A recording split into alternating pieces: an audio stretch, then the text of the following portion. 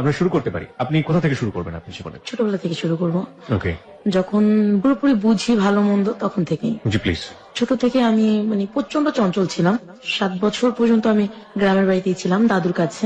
দাদা ছিলেন আমাদের গ্রামের একজন ডক্টর। সকালবেলা যখন ঘুম থেকে উঠে দাদা ফার্মেসিতে যাবেন তখন আমাদের দুজনকে নিয়ে যেতেন। আমরা আর একটা ফুফাতো ভাই আছে, দুজনই। আর পুরো ফ্যামিলির মধ্যে আমরা 2টা ছেলে বাচ্চাই ছিলাম। তো আমাদের দুজনকে নিয়ে গিয়ে দেখা যেত যে গ্রামে যখন বনি হতো দোকানে তারপরেই নাস্তা খাওয়ানো হতো। আমরা এত দুষ্ট ছিলাম যে গরম চায়ের ভিতর রুটি দিয়ে তারপরে মুখে দিয়ে হা করে ফেলতাম দুজনে। কেন? গরম ছিল আর আমরা তো নিজেরা ফু দিব না, দাদা আমাদেরকে ফু দিয়ে দেবে। ওকে। কারণ অনেক আদরের ছিলাম তো, দুজনকে সাইকেলে করে নিয়ে যেত, আবার সাইকেলে করে ঠিক স্কুলে যাওয়ার সময় দিয়ে যেত। আমি খুব চঞ্চল ছিলাম তো সবার আগে গাছ উঠতাম। ওকে। আমার ফুফাতো ভাইটা আমার থেকে 1 বছরের বড়, ও আমাকে সবসময় মারতো, তুমি আগে কেন গাছ উঠবে, তুমি মেয়ে মানুষ না, তুমি গাছ উঠবে না, আমি গাছ উঠবো। আর আমি গাছে ওঠার সাঁতারে খুব চঞ্চল। তো যখন আমরা স্কুলে পড়তাম, আমার দাদু কখনোই আমার মাকে মেনে নিতে পারেনি, কারণ দুজনই চাচাতো ভাই বোন ছিল। আমার দাদু সবসময় মায়ের একটা না একটা দোষ তার ছিল, আর সবচেয়ে বড় কথা আমার বাবা বেকার ছিলেন, তারা পালিয়ে বিয়ে করেছে। ওকে। তো আমাকে আমার নানুদের ফ্যামিলি থেকে কেউই তেমন একটা লাইক করতেন না, যে আমি মনে হতো যেন তাদের একটা বোস। আর এট ফার্স্ট মেয়ে হয়েছি সেজন্য আরো বেশি পছন্দ করতেন। আর আমি খুব দাদুর পাগল ছিলাম তো। তুমি দাদু নানুর বাড়ি কি খুব পাশাপাশি ছিল? চাচাতো ভাই বোন তো পাড়ার ওপর, এই পাড়ার ওপর। ওকে। ওদের কথা থাকতো যে আমি দাদুকে রেখে কেন নানুদের কাছে চলে আসি। ছোটবেলায় আপনার কোনো নাম ছিল? দুষ্টুমি করার জন্য দেখা যায় না একটু অন্য ব্যতিক্রম ধর্মে একটা নাম ধরে কিংবা একটা কিছু খেপানোর জন্য? সময় মোটা ছিলাম তো, ছোটবেলা থেকে খুব মোটা। ওরা সবসময় দুষ্টুমি করে, হয় পাজি বলবে না ভেড়াডস বলবে। ভেড়াডস? ভেড়াডস কি জিনিস? আমাদের গ্রামের একটা কথা যে খুব মোটা হলে তাদেরকে এই নামটা দেওয়া হয়, ভেড়াডস। হ্যাঁ ভেড়াডস। ওকে। তারপর মায়ের আদরটা খুব কম পেয়েছি আমি। তো অনেকভাবে যন্ত্রণার শিকার হয়েছে আমার আম্মা, আব্বার কাছ থেকে, দাদুর কাছ থেকে। ওইটার আমার বোঝাই না। আমার সবসময় চিন্তা থাকতো আমি কাকে কখন দুষ্টুমি করবো। আর ছোটবেলা থেকে চুলগুলো প্রচন্ড লম্বা ছিল, দাদু সবসময় মারতো আর চুলে তেল দিত। দাদু মানে হচ্ছে দাদির কথা বলছেন হ্যাঁ, আপনি? আমি দাদির কথা বলছি। ওকে। তো আমার মাও তেমন একটা আমাকে লাইক করতো, কারণ আমি দাদুদের প্রচন্ড পাগল। তাদের কথা হচ্ছে নানুর পাগল হবা, সবকিছু পাবা। আমার নানুদের একটু অবস্থা ভালো ছিলেন। আর আমার ছোটবেলা থেকে একটা হিংসা ছিল, আমি মানুষেরটা কেন করবো। তো এক সময় আব্বু আম্মুকে রেখে ঢাকায় চলে আসে। ঢাকায় চলে আসার পরে আম্মুকে প্রচন্ড রকম অত্যাচার করে, এটা সেটা বলে, আম্মু কারোর সাথে কথা বলে তাকে সন্দেহ করা হয়, বাবার বাড়িতে যেতে দেওয়া হয় না। যেরকম করতে করতে আমার আব্বু এখানে এট ফার্স্ট এসে বড় মামার বাসায় উঠছে, কি করতেন জানতাম না। তো একদিন আব্বু গ্রামের বাড়িতে যাওয়ার পরে কি নিয়ে ঝগড়া হয়েছে তাও সেও না, আমি স্কুলে গিয়েছি। তো আমি স্কুলে যাওয়ার পরে রাস্তাতে যখন আসতেছি তখন দেখি আমার আম্মু আমার ছোট বোনটাকে নিয়ে চলে যাচ্ছে। তখন আপনারা 2 বোন? হ্যাঁ। ওকে। আমি জিজ্ঞাসা করলাম যে আম্মু তুমি কোথায় যাচ্ছ, আম্মু কোনো কথা না বলে বলছে ডাক্তারের কাছে যাচ্ছে। তো যতটুকু আমার মনে আছে, আমাদের মসজিদের বাড়ি, তো বাড়ির ভিতরে মসজিদ। তো মসজিদের যে হুজুরটা ছিলেন সে আবার আমার মাকে মেয়ে বলতো। তাকে আমি ঘোলা দেখলাম না কি দেখলাম জানি না, তাকে দেখলাম বিল দিয়ে উঠে আসতেছে আর আম্মু রাস্তা দিয়ে যাচ্ছে। তো হয়তো বা আম্মুকে মারধর করেছে, কান্নাকাটি করতে করতে চলে গেছে, বাবার বাড়িতেও যায়নি। সেখান থেকে কোথায় গেছে আম্মু আমি জানি না। খুব সম্ভবত আমার দাদুরা যেটা বলতেন যে ইমাম আম্মুকে দিয়ে আসছে, পর বিকেলে আবার আসছে আম্মু। ইমাম আম্মুকে দিয়ে আসছে? হ্যাঁ, এই জিনিসটা গ্রাম শুদ্ধ রটে গেল। ইমামটা কি? মসজিদের যে নামাজ পড়েন তাকে ইমাম বলা হয়। ওকে। উনি সম্পর্কে কি ছিলেন আপনার মার? আমাদের বাড়ির হুজুর ছিলেন। উনি হচ্ছেন বাড়ির হুজুর ছিলেন? হুজুর। আর আমার মাকে মেয়ের মতো ভালোবাসতেন। তো ওনাকে নিয়ে একটা কুৎসা রটনা হলো। ওই আমাকে না আবার প্রশ্ন করা হয়েছে কি তোমার আম্মু কার সাথে গেছে, আমি জানি না। প্রথম থেকে তো আম্মুকে মেয়ে মেয়ে করতেন, তো একটু সন্দেহ ছিল। আমাকে বলতেছে হুজুর আসেনি দুপুর বেলা। হুজুরকে তো আমি দেখছি আসতে, খুব চঞ্চল তো, সত্যি কথাটাই আগে বলতাম। সম্ভবত আম্মু তার সাথে গেছে। আর কোত্থেকে যেন কে বলেছে যে আম্মুকে আর তাকে আমাদের উপজেলার এক মিষ্টির দোকানে দেখছি। এই তো তাদের সন্দেহটা ক্লিয়ার হয়ে গেছে। তারা বলতেছে আম্মু চলে গেছে, কিন্তু আম্মু বিকেল বেলা আবার ফিরে আসছে। আব্বু যখন রাতে ফিরলো সেদিন আর কিছুই বললো না, আম্মুর সাথে খুব চিল্লাচিল্লি হলো। পরের দিনও কিছু হলো না। রাত্রে বেলা দেখা গেছে কি হঠাৎ করি না আম্মু প্রচন্ড কান্না করতেছে পাশের রুমে। তো আমি গেলাম, যাই দেখি আমার আব্বু প্রচন্ড মারতেছে আমার আম্মুকে। দেখা গেছে প্রচন্ড মারতেছে, কেউ তাকে ধরে না। তো আম্মুকে মারতে মারতে বের করে দিচ্ছে ঘর থেকে। বের করে দেওয়ার পরে এখন আমরা তো পেছনে যাব, 2টা বোনই। কিন্তু এই ঘটনাটা আমার লাইফে আমি কোনোদিন ভুলবো না আর কি। আমার মাকে যখন বের করে দিল, আমার মা চিৎকার করে, গ্রামের মানুষ এক জায়গায় হয়ে গেল। তো আমার মাকে বের করে দেওয়া হলো, আমাদেরকে দেওয়া হলো না সাথে। তো আমার মা ওখান থেকে এক মামা ছিলেন, আমি নামটা জানি না, আমাদের এলাকারই। তো ওই মামা মাকে নিয়ে নানু বাড়িতে ওঠে। নানু বাড়িতে ওঠার পর নানুর একটা বোরকা, একটা স্যান্ডেল নিয়ে আমার মা শরীরপুর কোর্টে উঠে যায়। আমার উকিল নানার কাছে। ওখানে ওঠার পরে না আমার দাদুরা চিন্তা ভাবনা করছে একবারে তো গেছে তো এখনই ডিভোর্স নিয়ে দেবো। ওকে। কিন্তু আমরা তো মামা করে প্রচন্ড কান্না করতেছিলাম রাত্রেবেলা। তো পরের দিন আমি মানে স্কুলে গেছি, অনেকে অনেক কথা বলছে, আমার ওগুলো তো সেন্সে ঢুকবেই না, আমি তো দুষ্টুমি করি। আম্মু যে চলে গেছে এই সেন্সটা আমার মাথায় নেই। আমাদের দুটো বোনকে দেখে আম্মু চলে গেছে। স্কুল থেকে আসছি পর দাদা শুয়ে আছে বিকালবেলা, ফুপিরা বলতেছে তোর আম্মু তো গেছে আর আসতে হবে না, তোর আম্মু চলে গেছে, যাক তোরা আমাদের কাছে থাকবি। আমি বলছি হ্যাঁ থাকবো, যদি তোমরা আম্মুর মতো বকা না দাও। তো ওই 99 এই ঘটনাগুলো। তো এক সপ্তাহ পরে ওখানে গিয়ে আম্মুর একটা লোকের সাথে পরিচয় হয়, শাহজাহান খন্দকার, সুপ্রিম কোর্টের সম্ভবত মুহিদি না কি ছিল মহুরি, হ্যাঁ। আমি জানি না। ওনার সাথে পরিচয় হয়, ধর্মের ভাই ডাকে তাকে। তো আব্বু যখন আম্মুকে আনতে গেছে, আম্মু তাকে বললো তুমি তোমার হাজবেন্ডের সাথে চলে যাও, আর কোনো। কে আনতে গেছে তাকে? আমার আব্বু আনতে গেছে তাকে। আচ্ছা, কে বলছে চলে যাওয়ার কথা? ধর্মের ভাই শাহজাহান খন্দকার, উনি। আচ্ছা, তুমি তোমার হাজবেন্ডের সাথে চলে যাও, আমরা তোমাকে আবার নিয়ে আসবো। এই কথা বলার পরে আব্বুর সাথে পরিচয় হয়, আমার উকিল নানাও তাকে সায় দিয়েছে যে যাও দেখো কি হয়। এই কথা বলার পরে আম্মু তো আসছে আব্বুর সাথে। আম্মু যখন আব্বুর সাথে চলে আসেন দাদা বাড়িতে, তখন আমরা দুই বোন দাদুর কাছে। উনি রাজি হলেন আসতে? উনি রাজি হয়েছে, কারণ আমার আব্বু কখনোই চাননি যে আমার আম্মু তাকে ছেড়ে চলে যাবে, Okay. যেহেতু তাদের লাভ ম্যারেজ। তো আম্মু চলে আসছে, আসার পরে প্রচন্ড গ্যাঞ্জাম, মানে 2-3টা গ্রামের লোক এক জায়গায় হয়ে গেছে, আম্মুকে প্রচন্ড মারলো। আর কে মারলো? আমার দাদু। আমার দাদু আমার আম্মুকে মেরেছে। ওকে ওকে। আমার দাদা আমার আব্বুকে মেরেছে। আমার দাদার একটাই ক্ষোভ ছিল যে তুই বউকে নিয়ে কেন ঢুকলি এখানে, যেহেতু তার কষ্ট হচ্ছে। আমার দাদা প্রচন্ড রকমের ভালো মানুষ ছিলেন, বলছে যে যেহেতু এখানে তোর এত কষ্ট, তুই কেন আসলি ওর সাথে, তুই কেন একেবারে জন্য চলে গেলি না। তো আমার মা তো আমাদেরকে ছেড়ে যাবেন না, আব্বাকেও ছেড়ে যাবে না, আব্বুও তাকে ছাড়বে না। তো পরে ওইখানে গ্যাঞ্জাম হওয়ার পরে আমরা আমার আব্বুর দাদু মানে আমার বড় মা পাশাপাশি রুম, তো আমরা ওখানে উঠি। ওঠার পরে ওইটাও দাদু সহ্য হলো না, প্রচন্ড গ্যাঞ্জাম লাগাই দিছে, যাচ্ছে না কেন, চলে যাক। আব্বু তখন আম্মুকে রেখে ঢাকা চলে গেলেন।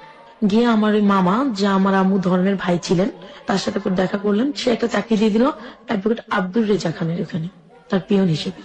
ওখানে 1 মাসের বেতন পেয়ে আমাদেরকে বড় মার এখান থেকে ঢাকায় নিয়ে আসেন। ওকে।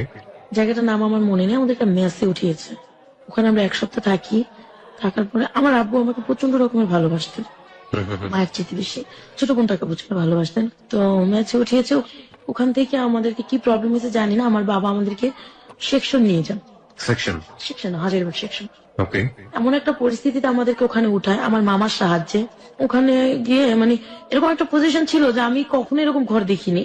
নিচে বাস ছিল, নিচে অজগর সাপ পানির ভিতরে। হ্যাঁ, মানে চিড়িয়াখানা নিয়ে গেল নাকি? না আজিবাগে কোনো চিড়িয়াখানা নাই তো? না, এটা হচ্ছে একটা বস্তির মতো। ওকে। নিচে অজগর সাপ, পাশে ট্যানারি, উপরে টঙের ঘরগুলো, চিকা ইঁদুর এটা সেটা। অজগর সাপ কিভাবে দেখলেন আপনি?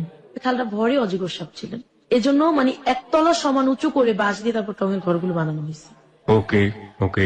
অজগর সাপ সম্ভবত, যে সাপে বিষ নেই, ওকে ফাইন। মানে সাপ ছিলেন নিচে আর কি। সাপ ছিলেন মানে সাপকে আপনি সম্মান করে আপনি বলছেন? ওকে। না, তো ওখানে যাওয়ার পরে 6 মাস পরে আমাদের খবর আসলো যে আমার দাদা মারা গেছে। ও। আমি যেটা এখনো উপলব্ধি করি যে দুর্ঘটনার কথা শুনলে খুব দ্রুত কোথাও যাওয়া যায় না। আমরা লঞ্চে উঠলাম, মাঝপথে লঞ্চ নষ্ট হয়ে গেল। তারপরে যে বেবিতে উঠেছি, সেই বেবিটা অর্ধেক পথে নষ্ট হয়ে গেছে। মানে অনেক কষ্টে অনেক কি করে আমাদের 2টা বোনকে নিয়ে, বাবা মাকে নিয়ে বাড়িতে গেলেন। যাওয়ার পর দেখি প্রচন্ড সময় কান্নাকাটি করতেছে, আমার দাদু সেন্সলেস, ফুপুরা কান্নাকাটি করতেছে আমার মাকে ধরে, মাও প্রচন্ড কান্নাকাটি করতেছে, আশপাশের লোক। আমার দাদা মরার পরে এত লোক মনে হয় না আমি আজও দেখেছি। সে এত ভালো ডাক্তার ছিলেন, এত ভালো লোক ছিলেন সে। আমরা গ্রামে যাওয়ার পর দাদাকে মাটি দিয়ে আমার আব্বা 4-5 দিন চলে আসলেন। ঢাকায় আসার পর আমাকে স্কুলে ভর্তি করানো হয়, ওখানে লেখাপড়া করানো হয়। পরে আমার যে মামা ছিলেন, ধর্মের মামাটা, উনি ঢাকা কামরাঙ্গীরচরে বাড়ি করলেন। ধর্মের মামা মানে ঠিক বুঝলাম না। ধর্মের মামা মানে হচ্ছে যে শরীয়তপুর গিয়ে যার সাথে মানে অ্যাডভোকেট শাহজাহান খন্দকার, উনি আমার মায়ের ধর্মের ভাই ছিলেন। ওকে উনি ওকে। যখন আমার বাবার সাথে ঝগড়া করে চলে গেলেন, তখন তার সাথে পরিচয় হয় ওখানে আচ্ছা। কোর্টে। তো সেই হিসেবে ধর্মের ভাই। তার মানে তার সাথে পূর্ব পরিচয় ছিল না, কোর্টে গিয়ে পরিচয়? কোর্টে গিয়ে যখন আমার মা চলে গেলেন, বাবা আনতে গেলেন, তখন পরিচয় হয়েছে। ওকে। তো ওখানে মানে আমার মামা বাড়ি করলেন কামরাঙ্গীচর, ওখানে চলে আসলাম। ওখানে চলে আসার পরে আমি একটা স্কুলে ভর্তি হলাম, তখন আমি ক্লাস 3-তে পড়ি। স্কুলে ভর্তি হওয়ার পরে ওখান থেকে আমাদের মানে আব্বুর অবস্থা আগে থেকে অনেক ভালো হয়েছে। মানে এখন আমার মায়ের ঘরে মনে হয় যে শান্তি। এক সময়টা আমার আব্বুর এতটুকু বদভ্যাস হয়ে গেল যে আমার আব্বু বাজে নেশায় চলে যেতে থাকলো। 2002-3 আব্দুল রাজ্জাক খান মারা গেলেন। মানে আপনার ধর্মের? না, আমার আব্বু যে অফিসে জব করতেন সেই মালিকটা মারা যাওয়ার পর আমার আব্বু জবটা চলে গেছে।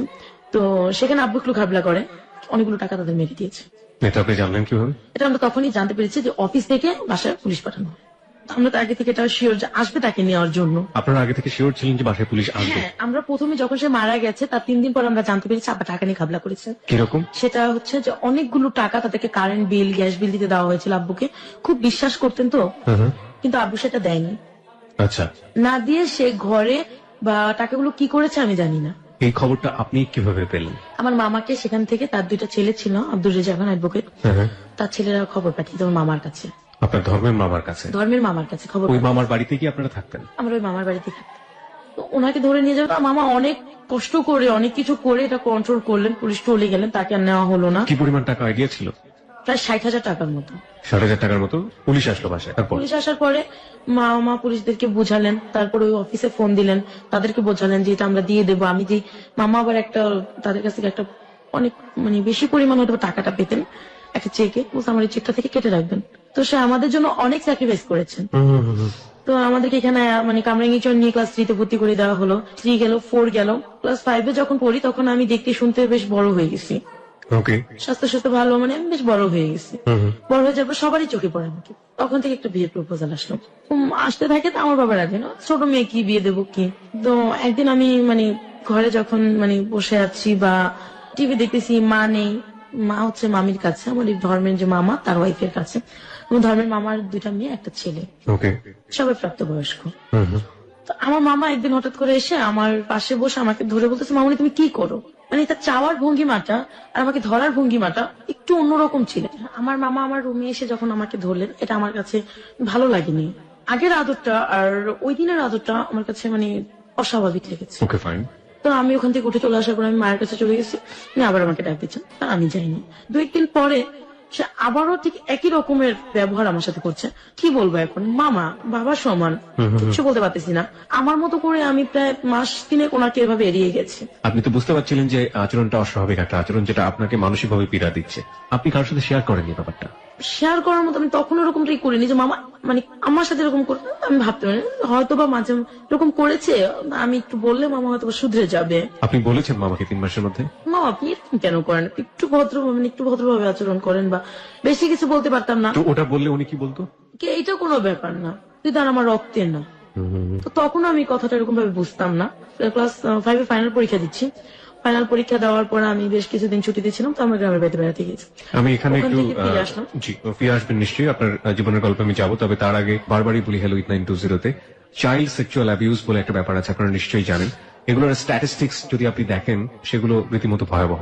হিউজ অ্যামাউন্ট অফ পার্সেন্টেজ এই ধরনের হ্যারাসমেন্টের শিকার হয়। বিশেষ করে শিশু যারা আছে তাদের ব্যাপারে সতর্ক থাকুন, এবং একই সাথে যারা শৈশবটা তো পার হয়ে এসছে, তারপরও আমি মনে করি যে যদি কখনো বন্ধুর দ্বারা হোক বা কখনো এরকম কোনো বড় মানুষের দ্বারা হোক বা যে কোনো ভাবেই হোক যেটা অস্বাভাবিক আচরণ মনে হবে, সেগুলো এসে পরিবারের অভিভাবক যারা রয়েছেন তাদের কাছে খুব সুন্দর করে বলে দেয়া, এবং এগুলো যে মানসিকভাবে কতটা বিকারগ্রস্ত করতে পারে পরবর্তীতে পার্সোনালিটি বিকাশে, এটার অনেক এক্সাম্পল কিন্তু দুনিয়াতে আছে। আমার মনে হয় প্লিজ আপনারা এই ব্যাপারটাতে সচেতন থাকবেন। ওকে। তো আমরা গ্রাম থেকে যখন ফিরে আসলাম, তো আইসা দেখি তার বাসায় একটা কাজের মেয়ে আছে, রুমা নামের একটা মেয়ে।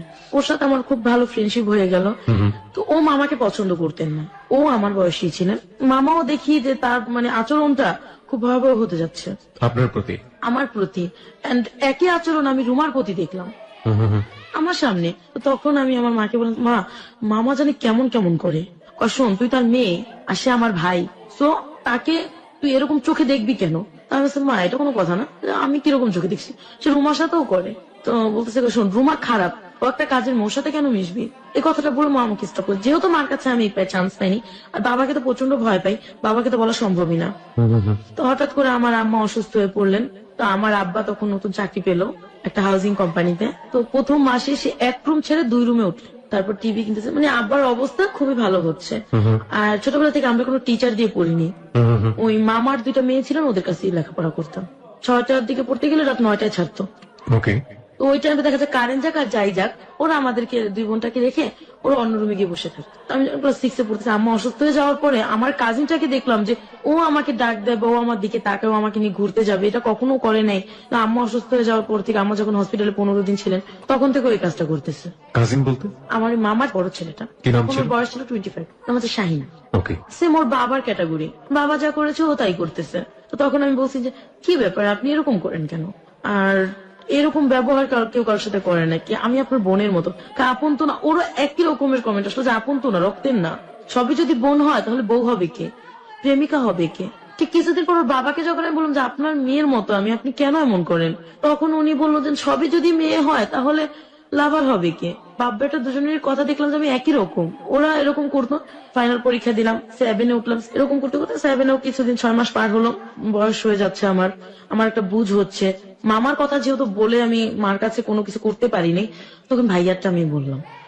আমাকে আমার মা উত্তর দিল, তোর কি সমস্যা, তুই কখনো তোর মামার কথা বলিস, কখনো তো ভাইয়ার কথা বলিস।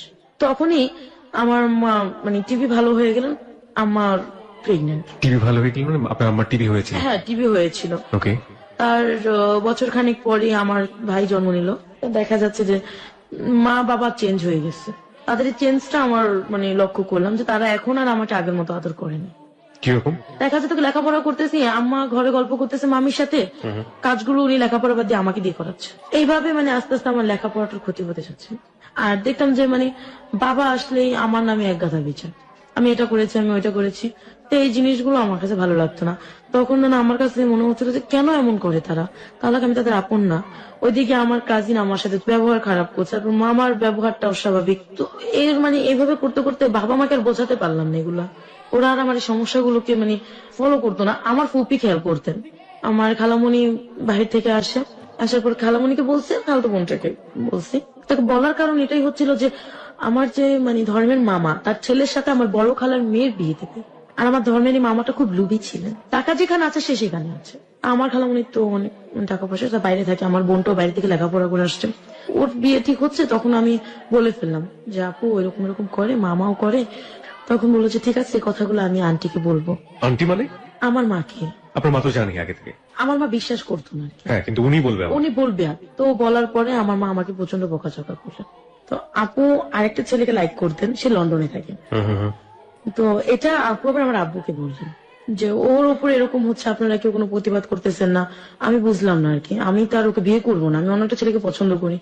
আর আপনারা যেভাবে উঠে পড়ে লেগেছেন আমার বিয়ের জন্য, আমি ওর মতো একটা ছেলেকে কেন বিয়ে করবো যে ঘর জামাই থাকতে চায়? তো যে কোনো কারণে এগুলো কথা কাটাকাটি হওয়ার পর বিয়েটা ভেঙে গেছে। আমি বলছি কথাটা প্রকাশ হয়ে গেছে, আমার মা সবাইকে বলে দিচ্ছে। আমার মামার সেটা ভালো লাগেনি, আমার উপর সে প্রচন্ড বিরক্ত হওয়ার পরে সে আমাকে ডাইরেক্টলি প্রপোজাল করছে যে তুমি আমাকে সময় দেবে। তা আমি বলছি যে না, অসম্ভব। কিছুদিন পরে আমি ক্লাস 8-এ উঠলাম, তখন আমার বাবা আমার বিয়ের জন্য খুব তোলপাড় হচ্ছে। ফুপি একটা বিয়ের প্রস্তাব আনলেন, একটা বিয়ের প্রস্তাব আনার পরে আমি রাজি হইনি। আমার স্বপ্ন হচ্ছে আমি একটা ভালো ছেলেকে বিয়ে করব, আমি যাতে এই থেকে একটু ভালো পরিবেশে যেতে পারি। আর ছোটবেলাতে একটা ধারণা ছিল যে উপরের লেভেলের মানুষদের হয়তো বা ভালো চিন্তা ভাবনা থাকে, তারা একটু ভালো হয়। কারণ আমি এই পজিশনে থাকতে থাকতে আমি বিরক্ত হয়ে গেছিলাম, মনে হচ্ছে কবে বেরোতে পারবো এখান থেকে। তো বিয়ের প্রস্তাব আনার পরে আমার বাবা মা দুজনেই বিয়েতে রাজি হয়ে গেলেন। ছেলে কি করতো? মোবাইল কোম্পানিতে জব করতেন, 8,000 টাকা স্যালারি ছিল। ওকে। তো বাবা মা বললো কি যে ও যেহেতু ডিগ্রি সেকেন্ড ইয়ার পড়তেছে, ডিগ্রি ফাইনাল দিলে ওকে ব্যাংকে অথবা কিছুতে চাকরি দিয়ে দেবো, সে তো অবস্থা ভালো হয়ে যাবে। আমি বিয়েতে রাজি হলাম। বিয়ের দিন রাত্রে যখন ওরা কাবিন করবে, তো শুনলাম যে যৌতুক নাকি তারা 2 লাখ টাকা যৌতুক চাচ্ছে। এটা নাকি তাদের গ্রামের প্রথা আছে যে দিতেই হবে। আমার বাবা কোনো মতে রাজি হননি। তারপরে অনেক ঘটমটর করে রাত 11টার দিকে ঠিক হলো যে না ঠিক আছে, ওরা কোনো যৌতুক নেবে না, বিয়েটা হবে। বিয়েটা হওয়ার পরে আমার হাজবেন্ড যেটা করলেন, প্রথম রাতে যখন আমাদেরকে রুমে দেওয়া হয় তখন সে আমার সাথে প্রচন্ড ঘটমট করতেছে যে তোমার ফুপি বললো 2 লাখ টাকা দেবে, এখন না দেখ বিয়ের পর দেবে, তোমার বাবা মা কিছুতে রাজি হলেন না, এটা কেন হলো? আমার প্রচন্ড কষ্ট হলো। আমি জানি বিয়ের রাত্রটা খুব সুন্দর হয়, ভালো হয়, তো তার একটা ভালো ছেলের সাথে আমার বিয়ে হয়েছে। তো বিয়ের পরের দিন যথারীতি সে আমার সাথে প্রচন্ড রাগ, কথা বলে না। তৃতীয় দিনে একই অবস্থা গেল। চতুর্থ দিনও সে মানে বিভিন্ন মেয়েদের কথা আমার কাছে বলে, কাকে ভালোবাসতেন, কোথায় যেতেন, সবকিছু বলতেন। আর এই জিনিসগুলো আমার কাছে ভালো লাগতো না। তো এইভাবে যখন মাস খানেক কাটলো, পরে আমি জানতে পারলাম যে তার আমার ছোট ফুপির সাথে একটা আগের একটা সম্পর্ক ছিল। কিভাবে জানলেন? এটা আমি জানতে পারছি আমার ফুপি আর আমার হাজবেন্ডের ব্যবহারে। ফুপি আমার হাজবেন্ডকে ভাইয়া বলতো, যেখানে তার জামাই হয়, মেয়ে জামাই। আমি তো তখনও শ্বশুর বাড়িতে যাইনি, আমি আমার বাবা মার কাছে বিচার দিলাম। আর আমার হাজবেন্ড দেখলাম যে প্রতি সপ্তাহে আমার ফুপিকে বাজার টাজার করে দিতেছে, যাইতেছে ওদের মেয়েদেরকে। তা আমি বললাম যে আমার বোনগুলা আর একটা আমার ফুপুর হাজবেন্ড ছিল না, মারা গেছে, যে একটা বিধবা মানুষ তাকে হেল্প করতেছে, ভালো কথা, আমি কিছুই বলতাম না। পরে যখন দেখতাম যে তাদের সম্পর্কটা একদম আমার খোলাখুলি হয়ে গেল, আর আমি অনেকের মুখে শুনতাম ফুপুদের বাসায় যখন যেতাম যে ওর সাথে আগে থেকে সম্পর্ক, তোমাকে কেন বিয়ে দিচ্ছে। তো এই জিনিসটাতেই না আমার ভালো লাগতো না, বাবা মাকে এসে বলছি, ওনার কাছে জিজ্ঞেস করছে, উনি স্বীকার করছে, ফুপি কখনো স্বীকার করেনি, আমার হাজবেন্ড স্বীকার করছে হ্যাঁ আগের একটা সম্পর্ক ছিল এখন নাই। তো তখন থেকে একটা ঘৃণা। তো মাস 3 যাওয়ার পর আমাকে আমার শ্বশুর বাড়িতে নেওয়া হলো, খুলনা কয়রা থানায়, একদম গ্রাম। লেখাপড়া বন্ধ? হ্যাঁ আমার লেখাপড়া বন্ধ হয়ে গেছে। কোন ক্লাসে থাকা অবস্থায়? এটা যখন আমি ক্লাস 10 উঠি। ওকে। তো শ্বশুর বাড়িতে যাওয়ার পরে পুরো ঠিক আমি ঘরের অবস্থা যেটুকু দেখলাম, দেখে মানে আমি কান্না করতেছি। সেদিন রাত্রে তারা ছিলেন 2 বোন 2 ভাই, আর তার মা তার বাবা ছিলেন না। তারা 4 ভাই বোন মিলে ঝগড়া করতেছে, সাথে মা। কি কারণে করতেছে, কেন করতেছে তা আমি জানি না। তো এক পর্যায়ে ঝগড়ার মাঝে আমি শুনলাম যে তারা যৌতুক, আমার বিয়ের টাকাটা দেওয়া হয়নি সেই জন্য ঝগড়া করতেছে। ওকে। মেয়ের সাথে একটা গয়নাও দিয়ে দেয়নি, এরকম বলতে। বলতাম দেখো তুমি তো জানো যে তারা কিছু দেবে না, তাহলে তুমি কেন আনলা আমাকে। দেনমোহর কত ছিল আপনার? 2 লাখ টাকা। ওকে। বলার সাথে সাথে আমার হাজবেন্ডটা আমাকে ঠাস করে একটা চড় বসালো। তো ওই দিন রাতটা মানে আমি সারা রাত কান্না করে কাটালাম। পরের দিন সকালে যখন আমি ঘুম থেকে উঠলাম, অনেক মানুষ নতুন বউ দেখতে এসেছে, যেটা গ্রামে যেরকমটা হয়। তো আমার শাশুড়ি সবার মাঝে আমাকে বলে উঠলো যে তোমার মা কি গয়না পাঠাইছে একটু সবাইকে দেখাও। সে কিন্তু জানে আমার মা কিছু দেয়নি, আমি কোত্থেকে বের করবো। তখন আমার ননাস, আমার যা, এরা সবাই আমাকে প্রচন্ড ধরনের কথা শোনালো। আর প্রথম দিনই আমাকে মাটির চুলায় খড়কুটা দিয়ে রান্না করতে দেওয়া হলো, আমাকে চাল বাটতে দেওয়া হয়েছে, যেটা আমার পক্ষে সম্ভব না। প্রচন্ড কান্না করতেছি, বাড়িতে ফোন দিয়েছি, মার সাথে কান্না করতেছি। বাড়িতে ফোন দেওয়াতে আমার হাজবেন্ড শুনে আমাকে প্রচন্ড মারলো আইসা। তো এক পর্যায়ে আমি সেন্সলেস হয়ে গেছি। আমি 3 দিন 4 রাত আমার হাজবেন্ডের বাড়িতে ছিল। পরের দিন সকালে আমি উঠে চলে আসছি, আমার নমাস আসছে, আমার হাজবেন্ড আসছে। আসার পর থেকে না আমার হাজবেন্ডের বিহেভিয়ার চেঞ্জ হয়ে গেছে। কোথায় আসলেন?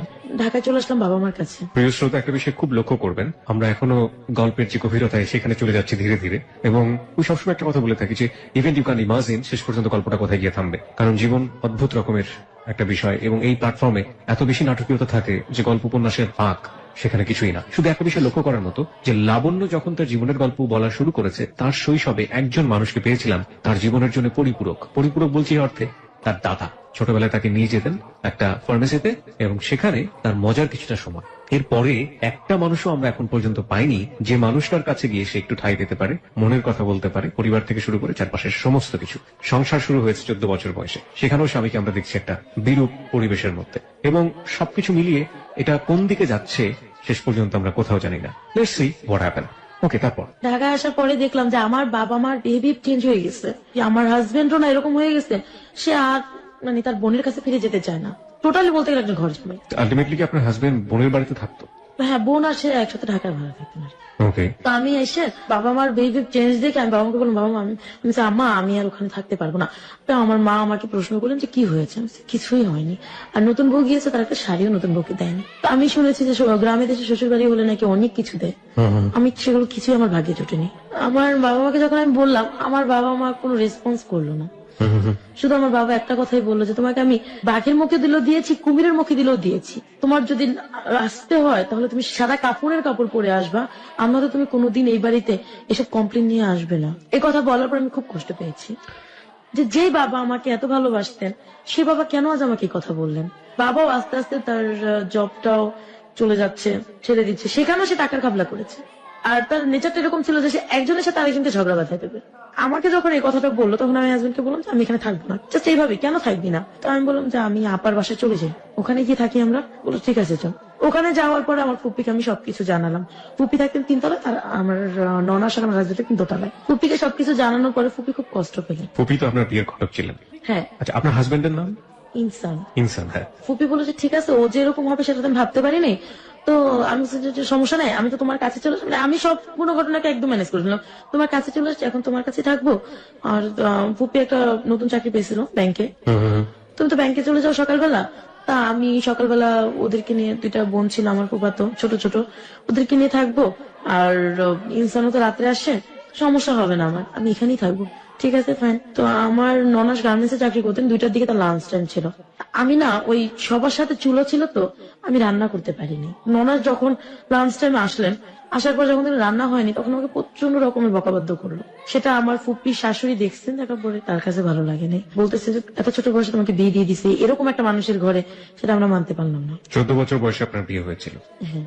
তো আমার এরকম করে 3 দিন আমি থাকলাম। 3 দিন থাকার পর 4 দিনের দিন আমার হাজবেন্ড আমাকে প্রচন্ড মারধর করলেন। আমি আবার মায়ের বাড়িতে চলে আসি। মায়ের বাড়িতে আসার সময় যখন আমার হাজবেন্ড বললো তোর চাইতে তোর ফুপি ভালো ছিল, অন্তত তাকে তো বিয়ে না করতাম, তার সাথে একটা সময় কাটাতাম। এই কথাটাই আমি তখন আরো ক্লিয়ার হয়ে গেলাম যে আমার ফুপি আমার সাথে প্রতারণা করছে, আমার হাজবেন্ড আমার সাথে প্রতারণা করছে। তারা দুজন একটা রিলেশন আমাকে জড়ানো ঠিক যে এই ফুপিটা কি ঘটকালি করেছিল বিয়েতে? ফুপিটাই ঘটকালি করেছে। এটাই আমার ছোট ফুপি। ওকে। যখন শিওর হয়ে গেলাম তখন বাবা মাকে এসে বললাম। বাবা মা আর আমাকে বাড়িতে দিলেন না, আমার হাজবেন্ডকে আর ওখানে আসতে দেননি। তুমি আসবে না, আমার মেয়ে আমাদের কাছে থাকবে। আর 1 সপ্তাহ পরে ফিরে দেখলাম যে বাবার অবস্থা আরো করুণ হয়ে যাচ্ছে, যে সে জুয়া খেলে। কিভাবে বুঝলেন? আমি যে রুমটাতে থাকতাম সেই রুমটাতে সে লোকজন নিয়ে টাকা নিয়ে দিয়ে তাস খেলতেন, যে টাকা দিয়ে রুমটাতে খেলা আপনি দেখতেন। থাকতেন। ওকে। আমার কাছে খুব কষ্ট লাগলো। কষ্ট লাগার পর আমার হাজবেন্ড দিয়ে যে গেছে সে আর আমার খোঁজ খবর নেয়নি। এরকম করতে করতে আমাদের 6টা মাস কিন্তু কেটে গেছে বিয়ে। এই 6 মাসে সে একটা সুতা পরিমাণ জিনিস আমাকে দেয়নি। সে চলে যাওয়ার পরে দেখলাম যে বাবা জুয়া খেলতে খেলতে যা পুঁজি ছিল জমানো সবকিছু সে শেষ করে দিছে। আমার মামা এখন আমাদেরকে রাখবেন না, বের করে দেওয়ার পরে আমরা চলে আসলাম। ওখান থেকে একটু দূরে আসলাম, একই জায়গায় তখন আপনি ফ্যামিলির সাথে? আমি তখন ফ্যামিলির সাথে হাজবেন্ডের ঘর ছেড়ে চলে আসছি। সহ্য করার মতো ক্ষমতা আমার ছিল না। তারপর আমরা যে বাসাতে যাই, ওইখানে যাওয়ার পর সে আরো নিঃস্ব হয়ে গেছে। বাবার মানে পুরোপুরি নিঃস্ব হয়ে গেছে, নুন আনতে পান্তা ফেলেছে, ওইরকম একটা অবস্থা হয়ে গেছে। সে আমাদের মুখে ভাত জোটার মতো কিছু নেই। ওইদিকে আমার হাজবেন্ড এসে ঘরে জুটছে। মানে 1 সপ্তাহ থাকার পর আমি এমন ঝগড়া লাগিয়ে দিল আমাদের মধ্যে, সে আমাকে প্রচন্ড মারধর করলো। আপনার বাড়িতে বসেই মারধর করলো? হ্যাঁ, আমার বাড়িতে, আমার বাবা মার বাড়িতে। মারধর করার পরে আমি অসুস্থ হয়ে পড়লাম। অসুস্থ হয়ে পড়ার পর আমি যখন হসপিটালে গেছি চিকিৎসার জন্য, সে আমাকে হসপিটালে নিয়ে যায়। চিকিৎসা করার জন্য গেছি, সেখানে আমাকে জানানো হলো আমি প্রেগনেন্ট। রিপোর্ট আসলো যে আমি প্রেগনেন্ট। আচ্ছা আচ্ছা। তো ওই রিপোর্টটা পরের দিন আমি আনতে গিয়েছিলাম। আমি এনে আমার ছোট কাকিমাকে দেখিয়েছি। ছোট কাকিমা বলেছে এটা তো খুশির খবর, তুমি একটা কাজ করো, তোমার হাজবেন্ডকে দাও, তোমার বাবা মাকে দাও। তা আমি আবার বাবা মাকে দেওয়ার আগে আমি আমার হাজবেন্ডকে দিয়েছি। আমার হাজবেন্ড সে খবরটা শুনে প্রচন্ড কেঁপে গেছে যে এই সন্তান ওর না। ও কেন জানি বলতেছে এই সন্তান ওর না। তখন আমি বললাম যে দেখো, আমার বিয়ের আগে কারোর সাথে কোনো রিলেশন ছিল না, বিয়ের পরবর্তীতে আমার কারোর সাথে কোনো রিলেশন নেই, রিপোর্টে চাপ দেওয়া আছে আমি 1.5-2 মাসে প্রেগনেন্ট। তাহলে তুমি কেন এরকম বলছো? ঠিক আছে মানলাম এটা আমার সন্তান, তো তোকে তো আমি বলেছিলাম যে তুই 2 বছর পরে সন্তান নিবি। দেখো এটা আমার হয়তো বা ভুল হয়ে গেছে, এটা নিয়ে এটা আপনি বাড়াবাড়ি করা আপনার ভুল বলছেন, রাইট? আপনার কি ধরনের ভুল হয়ে গেছে? হয়তোবা যে আমাদের যে কোনো ধরনের একটা ভুল হতে পারে। This is the important thing. আমি এটা কেন আপনাকে জিজ্ঞেস করছি, এগুলো most common case in the family. Okay, that's why. আপনি আমাকে একটু বলবেন যে আপনার 14 বছর বয়সে বিয়ে হয়েছে। একটা মানুষের বিয়ে হওয়ার পরে স্বামী স্ত্রী সম্পর্কের কিছু বেসিক নলেজ দরকার হয়। সেই নলেজের ব্যাপারে আপনাকে কেউ কখনো হেল্প করেছে? আপনার মা আপনাকে এই বিষয়ে কোনো জ্ঞান দিয়েছে, কিংবা আপনার আত্মীয় যারা আছে, কিংবা শ্বশুর বাড়ির কেউ আছে, কিংবা আপনার আমাকে হাজবেন্ড? এরকম সাপোর্ট কেউ দেয়নি। কেউ কখনো আপনাকে বিষয়ে কোনো কিছু বলেনি? সাপোর্ট কেউ দেয়নি। কিন্তু- বরঞ্চ আমি যদি কোনো প্রবলেম হতো যে আমার মাকে বলতাম, আমার মা আমাকে কখনোই ভালো একটা সাজেশন দিত না, ওকে।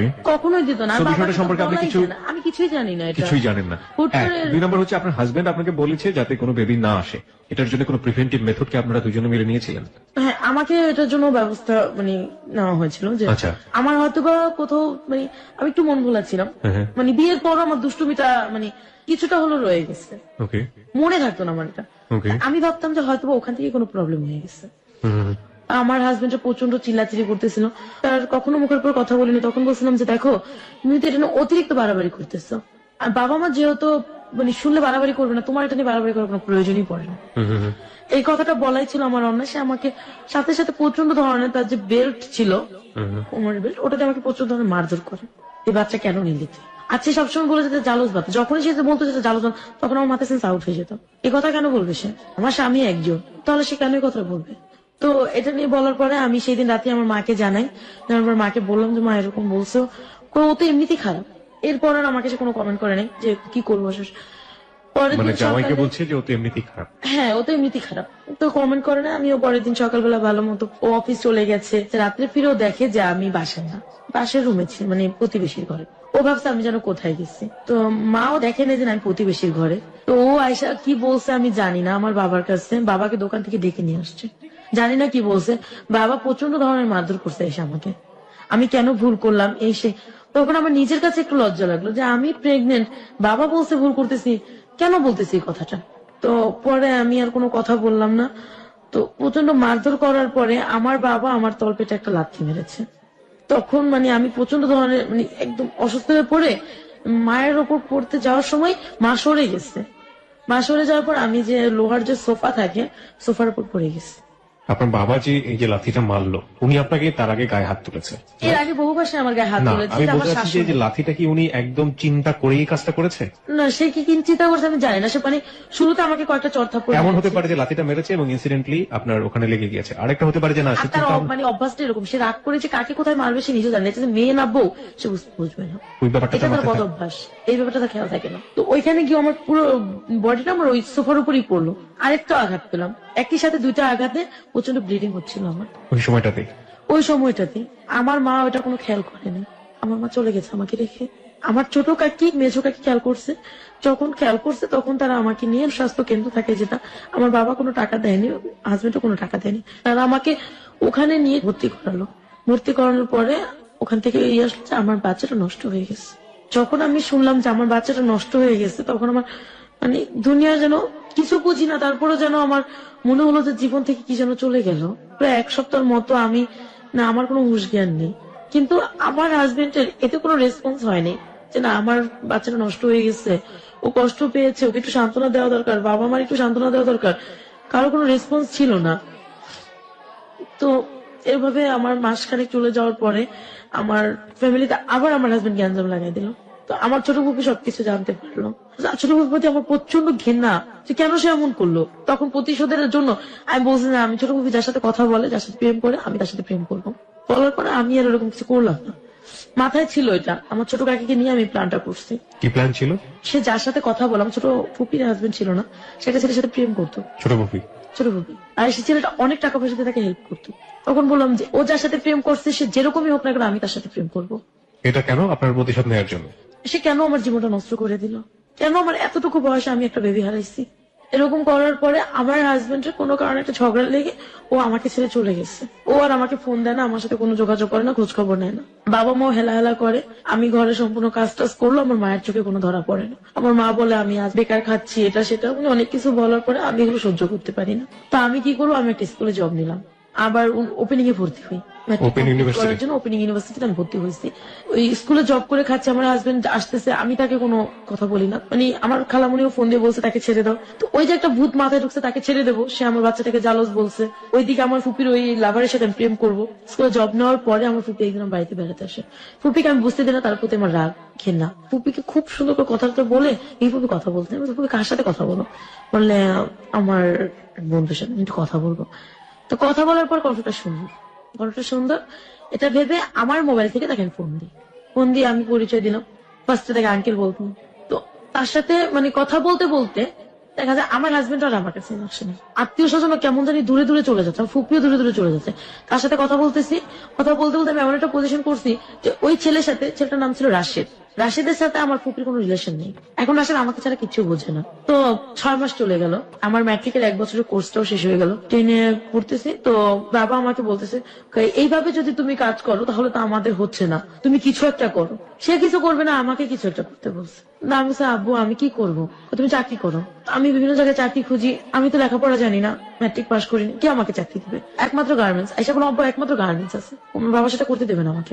আপনি তো স্কুলে জব করতেন। মানে ওটাতে বেতন হচ্ছে না, ওখানে 1200 টাকা বেতন পেতাম। সেজন্য আমি ভালো একটা চাকরি খুঁজতে গিয়েছিলাম। বিভিন্ন লোকের কাছে বিভিন্ন রকমের হ্যারাসমেন্ট হয়েছে আমি।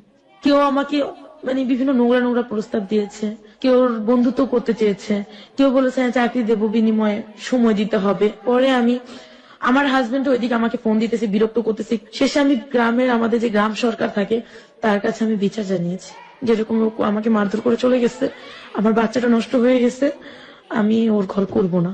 ওইদিকে আমি রাশেদকে প্রশ্ন করলাম যে রাশেদ, আমি তো আমার হাজবেন্ড আমাকে নিতে আসলে বিচার বসেছে, আমি কি করব? তোমার যা খুশি তাই করো। তো এই ঝামেলাগুলোর সাথে বিচারে ওর কথা হলো যে না, আমি আর সংসার করবো না।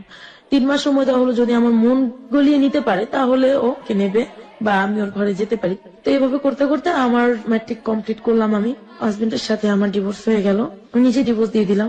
আমিও মানে প্রচন্ড ভালোবেসে ফেলছি রাশেদকে, ও ওকে ছাড়া এখন আমি কিছুই বুঝি না। রাশেদ আলটিমেটলি আপনার ফুপি লাভার ছিল। সে ফুপিকে ভুলে গেছে, সে আমাকে ছাড়া কিছু বোঝে না, আমি তাকে ছাড়া কিছু বুঝি না। ফুপি এই জিনিসটা আন্দাজ করতে পারছে। তারপরে ফুপিদের সাথে আমাদের সাথে প্রচন্ড একটা গ্যাঞ্জাম হয়, ফুপি আমাদের যোগাযোগ করে না, আমরাও ফুপির সাথে যোগাযোগ করি না। আর বাবা প্রচন্ড সংসার থেকে চাপ দিতেছে, আমার অনেক কিছু বলার পরে, চাপ সৃষ্টি করার পরে আমি কোথাও কোনো চাকরি পাচ্ছিলাম না। একদিন দেখলাম ঘরে কোনো চাল নাই, ভাই বোন গুলো না খেয়ে আছে। তো আমি আমার এক ফ্রেন্ডকে জানালাম, ওকে আমি বললাম যে দেখো আমার তো ঘরে কোনো চাল নেই, তুমি আমাকে 1,000 টাকা ধার দাও, আমি তোমাকে বেতন দিয়ে দিতে পারো এই মাসে। তো তোমার 1,000 না, তোমার 1,500 লাগলো না, কিন্তু তুমি আমাকে 1 ঘন্টা সময় দাও। কিরকম সময় দেবো তোমাকে? সে আমাকে একটা নোংরা প্রস্তাব দিল। তখন আমার এত কষ্ট হয়েছে যে বাসায় দেখছি ছোট ভাই বোন গুলো না খেয়ে আছে। বাসায় আসার পর পাশের ঘর থেকে আমি 100 টাকা ধার নিয়ে 1 কেজি চাল কিনছি, 1/2 কেজি আলু কিনছি, মরিচ কিনছি, ডাল কিনছি। ওরা সারাদিন না খাওয়া, রাত্রে খাইছে, সকালে খাইছে। তো এখন দেখি যে 1 কেজি চালে হয়নি, শেষ হয়ে গেছে। দুপুরে কি রান্না করবে? খুব কষ্ট হচ্ছে ওদের।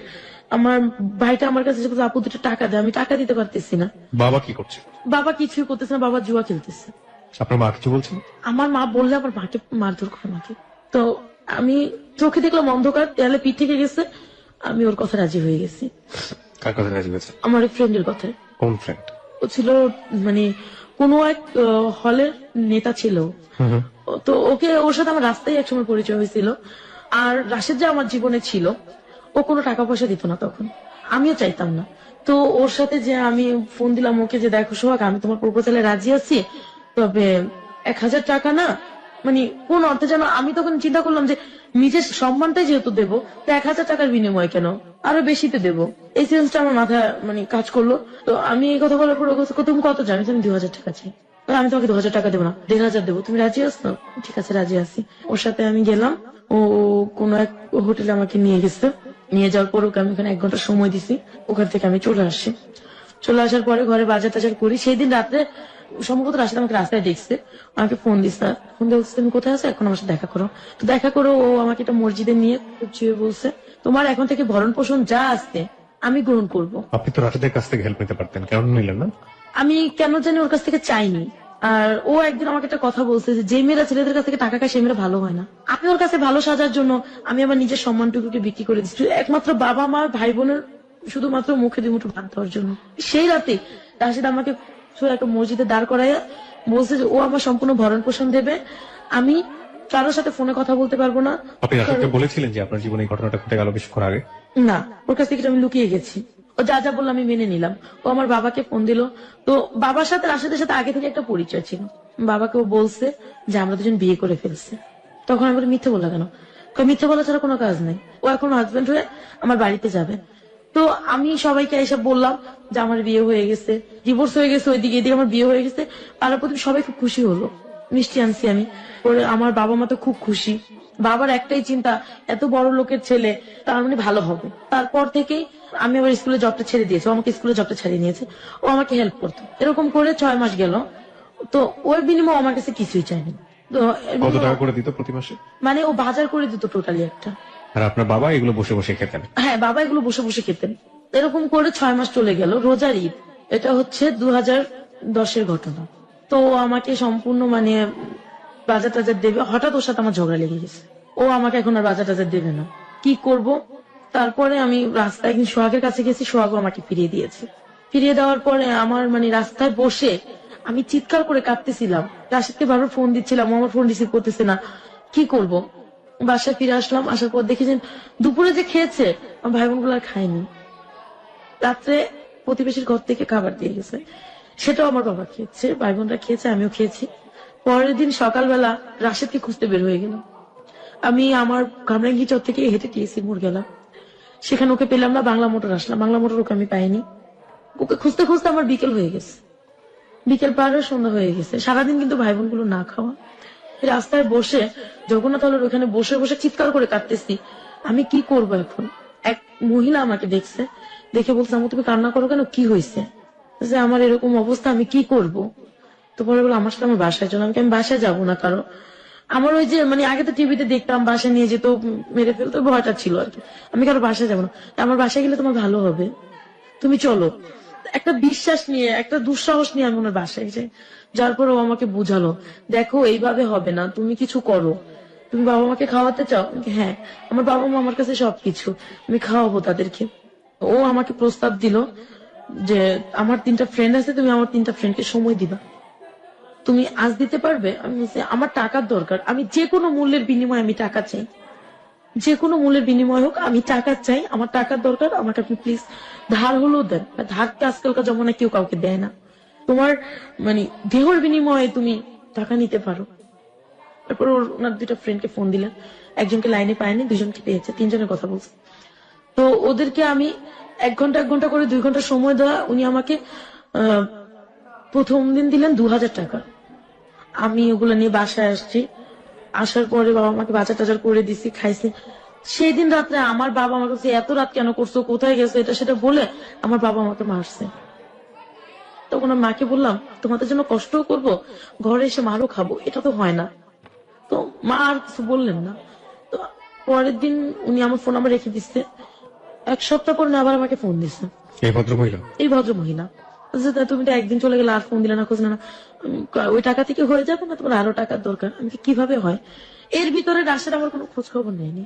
আমি আপনাকে খুব, আমার মনের ভিতরে কোশ্চেনটা ঘুরছিল, আমার মনে হয় যে প্রশ্নটা করা উচিত। হ্যাঁ, আমি প্রশ্নটা করছি এইভাবে।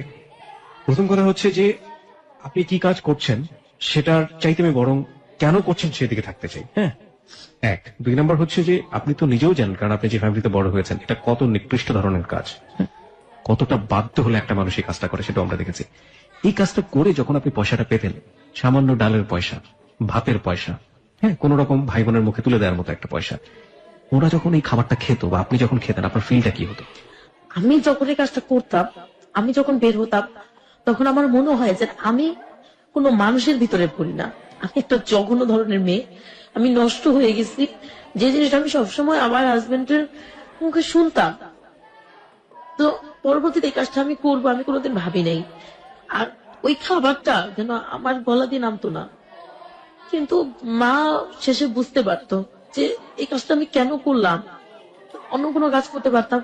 তখন চিন্তা করতাম যে অন্য কোনো কাজ করলে তো ওরা আমাকে রোজ টাকা দেবে না, হয়তো আজকে আমি জয়েন করছি 1 মাস পর আমাকে টাকা দেবে, কোনো মালিক আমাকে অ্যাডভান্স কিছু টাকা দেবে না, যেটা দিয়ে আমি মাস চলবো। তো পরে দেখা যেত কি, এরকম 1 সপ্তাহ করছি, 2 সপ্তাহ করছি, 3 সপ্তাহ করার পরে, মাসখানেক করার পরে না আমার কাছে কোনো খারাপ লাগতো না, কিন্তু ওই টাকার খাবারটা আমার গলা দিয়ে নামতো না। আর রাশিদকে তখন প্রচন্ড ঘেন্না হতো যে ও আমার কেন খোঁজ নেয় না, ও যদি খোঁজ দিত তাহলে আজকে আমার এরকম হতো না। এরকম করে রোজা চলে আসলো, আমি রোজার ভিতরে আমার বাবা মাকে এই কাজ করে ফুলফিল বাজার করে দিলাম। ঈদ কাটলো, ছোট ভাই বোন গুলোকে কাপড় দিচ্ছি। আমার ফুপু, ছোট ফুপু, আমার এত কষ্ট পেয়েছি তখন যে আমার ছোট ফুপু আমার মাকে দিচ্ছে, ছোট ফুপু আর বড় ফুপু মাকে দিছে, বাবাকে দিছে, ভাইকে দিছে, বোনকে দিছে, আমাকে একটা সুতা পরিমাণ জিনিস কেউ দেয়নি। যখন আমি দেখলাম যে ওরা আমাকে পছন্দ করে না, তখন আর ওদের প্রতি আমার কোনো মায়া থাকলো না। তো ঈদের দিন রাশিদ আমাকে ফোন দিছে, ফোন দেওয়ার পরেও বলতেছে কেমন আছো, আমি কি তুমি যেমন রেখেছো ঠিক সেরকমই আছি, না মরে বেঁচে আছি। তো ও হলো যে এভাবে কথা বলতেছে কেন, আমি কি না, তুমি যে একটা ব্যক্তিকে রেখে গেছো, জানো আমার বাবা কাজ করে না, আমার টাকা খায়, তোমারটা খেয়েছে, তো তুমি কিভাবে এভাবে চলে গেলে আমাকে রেখে? ও আমাকে বললো যে ঠিক আছে, সবকিছু ঠিক হয়ে যাবে। ঈদের দিন রাতে ও বলতেছে যে তুমি একটা কাজ করো, তুমি আমার সাথে দেখা করো। কখন দেখা করবো? রাতে দেখা করো। বিকেলে ওই মহিলা আমাকে ফোন দিছে যে লাবণ্য তুমি একটু আসবা? কেন? আমার 2টা ফ্রেন্ড আসছে, তুমি যাদের সাথে বসো তারাই আসছে, ঈদের দিন তোমাকে দেখতে চাই। তো আমার তো কোনো রকমেরই নেই, আমি চলে গেছি। আমি কিন্তু পুরোনো কাপড় পরে গেছি, কারণ আমি ঈদে কোনো কাপড় নেই। মানে তখন আমার আমার হাজবেন্ড আমাকে 6 মাসে কিছু দেয়নি, বাবা মাও কিছু দেয়নি। ওই যে শাড়িগুলো বিয়ের আগে কিনছি বা বাঁশ শাড়িগুলো, নতুন শাড়িগুলো, ওগুলো পরতাম। তো আমি যাওয়ার পরে ওনারা আমাকে 2 ঘন্টা রাখলো। 2 ঘন্টা রাখার পর আমাকে 3000 টাকা দিচ্ছে। ওরা বাইরে খেলো আমাকে নিয়ে। আমি ওইদিকে রাশিদকে ফোন দিচ্ছি, রাশিদ ফোন রিসিভ করে না। 8টার দিকে প্রচন্ড বৃষ্টি হচ্ছিল, ওই বৃষ্টিতে ভিজে ভিজে ওকে আমি পুরো টিএসসি খুঁজছি, রমনা খুঁজেছি, ওকে আমি পাইনি। ও আমাকে না 10টার সময় ফোন দিছে, তুমি কোথায়? বাসায়। তুমি আমার সাথে দেখা করতে আসতো না, এটা বলে প্রচন্ড ঝগড়া করতেছে আমার সাথে। পরে আমি বলছি, আচ্ছা ঠিক আছে আমার ভুল হয়ে গেছে। পরে ফোন রেখে ছোট বলতেছে আপু শিশু পার্কে ঘুরতে যাবো। আর আমি আমার ছোট ভাই বোনদেরকে বাবা যে দেয় না সে অভাবটা বুঝতে দিতাম না, যেভাবেই হোক আমি ওদের সবাইকে বুঝায় রাখতাম যে না টাকা পয়সা আছে, খেতে পারবি, চলতে পারবি। তো আমার ওদেরকে নিয়ে আমি শিশু পার্কে ঘুরতে গেলাম। 3,000 টাকা ছিল, তো 1,000 টাকা খরচা হয়ে গেল ওদের যাওয়া আসা না। ও আমাকে রাশিদ আমাকে ফোন দিল, বললো চল আজকে আমরা এক ফ্রেন্ডের বাড়িতে যাব। ঠিক আছে যাবো। ফ্রেন্ডের কে কে আছে? মা আছে, ভাই আছে, বোন আছে, সবাই আছে। কিছুর জন্য যাবো, ওরা আমার বউকে দেখতে চাইছে। ঠিক আছে যাবো। ঠিক আছে, রাত 8টায় আমাদেরকে বাসায় দিয়ে আসার পরে আমি ওর সাথে দেখা করলাম, সম্ভবত গুলিস্তান গিয়ে। ওর বাড়ি কি গুলিস্তানে ছিল? ওর বাড়ি মগবাজার। ওকে, আপনি বলছিলেন যে রমনাতে খুঁজছেন, টিএসসি তে খুঁজছেন, এই জায়গাগুলো তো আপনি কেন বুঝতেন? ও এখানেই থাকতো, সারাদিন এখানে বেশিরভাগ সময় এখানে সময় কাটাতো বন্ধুদের সাথে। Okay. আর ও আমাকে বলছে ঈদের দিন রাত্রে ওইখানে থাকবে। ওকে, পরে আমি ওর সাথে গুলিস্তান দেখা করতে গেছি, যা দেখি ওর এক ফ্রেন্ড আছে এখানে, পরিচয় করে দিল, ওর নাম কালাম। ওর বাড়িতে আমরা বেড়াতে যাবো। ঠিক আছে চলো। বাড়িটা ছিল ভুলতা গাউসিয়া। যাওয়ার পরে দেখলাম যে খুব অন্ধকার, খুব একটা গ্রাম, বিল চারপাশে, ওখানে নিয়ে যাচ্ছে কোনা কোনা দিয়ে এই দিয়ে ঢুকালো কোথায় বাড়ির পেছন দিয়ে। বলছে, কি ব্যাপার? বাড়ির পেছন দিয়ে ঢুকলাম। ও একটা নতুন বাড়ি করছে, গেট করা হয়নি, টিন দিয়ে লাগিয়ে রাখছে। তা আসলে টিন দিয়ে লাগানো ছিল। রাজা হোসেনকে কেউ তো নাই এখানে, এক রুম, একটা বিলের ভিতরে এক রুম। তো আমার কোনো না ভয় ছিল না, ও ছিল সাথে। আপনি ওকে লাভ করতেন সেই সময়টাতে এবং পুরো ওকে আমি পুরো লাভ বুঝতো। করতাম, আপনি যেই কাজের মধ্যে জড়িয়ে গেছেন এই এটা কি কথাটা আমি ওকে বলিনি। ওকে বুঝতেও পারেনি? ও বুঝতেও পারেনি, ওকে আমি বলতাম না, ও বুঝতে পারেনি। ও কারণ জিজ্ঞেস করেনি যে এই আপনার- মাসটা ও আমাকে সময় দেয়নি, না, কিন্তু ওর তো সন্দেহ হওয়া বা জিজ্ঞেস করার একটা ব্যাপার ছিল যে টাকাগুলো কোথা থেকে কিছু আসছে। জিজ্ঞাসা করে নাই।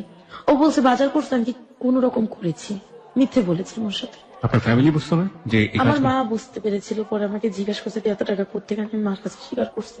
মা কি বলেছিল? মা কোনো কথা বলেনি, মা নিস্তব্ধ হয়েছে। বাবা বুঝতো না? বাবা বুঝতো না। আমার বাবা এক কথা মোট কথা বলতে গেলে ও ছিল টাকার, ও টাকার জন্য সব করতে পারে, শুধু পারে না মেয়ে আর বউকে বেচতে। তো আমি তখন ওর সাথে গেলাম, তারপর ও আমাকে বলতেছে কি দেখো ওর ফ্যামিলির কেউ নাই, তো তোমাকে মিথ্যে বলে এখানে আনছি। তখন বাজে রাত 11টা। রাশিদের সাথে ওর বন্ধুর বাড়িতে গেলাম, ও আমাকে বললো দেখো তোমাকে মিথ্যে বলে এখানে এনেছি, ওর কোনো বাবা মা থাকে না, ওর এটা বাড়ি করছে নতুন, তো আমরা দুজন একাই থাকবো। ভালো কথা, আমরা একাই থাকবো, সমস্যা নেই। আধা ঘন্টা পরে মানে ও আয়সা, মানে ও আমাকে ওখানে গিয়ে ও আমাকে ইউজ করে। তারপরে আধা ঘন্টা পরে ও আমাকে বলতেছে একটা কথা বলি, তুমি রাগ করো না। কি কথা? আমার বন্ধু তোমাকে চায়। হোয়াট? হ্যাঁ, ওর বন্ধু আমাকে চায়, নয়তোবা ও একটা গ্যাঞ্জাম করবে। মানেটা কি? মানেটা হচ্ছে এটা ওদের কন্ট্রাক্ট ছিল যে যাকে নিয়ে যাবে দুইজনে মিলেই ভোগ করবে। কিন্তু আমি যখন চিল্লাচিল্লি করলাম, এই করলাম, তখন বলছে একবার ওকে একটা সুযোগ দাও। তখন আমি বলছি, কোনো মতেই না, আমি চলে যাবো এখান থেকে। মোবাইলটা ধরে দেখি রাত 1টা বাজে, কিভাবে বের হবো, আমি কিন্তু চিনি না সেটা। তো পরে আমি ওখানে রইলাম। পরে ও আমাকে অনেক রিকোয়েস্ট করে, ও আমার মানে না যেন পা ধরছে এরকম রিকোয়েস্ট করে, ওর বন্ধু কি করলো, ও বাইরে চলে গেলো, ওর বন্ধুকে পাঠিয়ে দিলাম। ওর বন্ধুকে আমি পা পর্যন্ত ধরছি যে ভাইয়া আমি আপনার বন্ধুর ওয়াইফ, আপনি এইভাবে আমাকে ভোগ করতে পারেন না।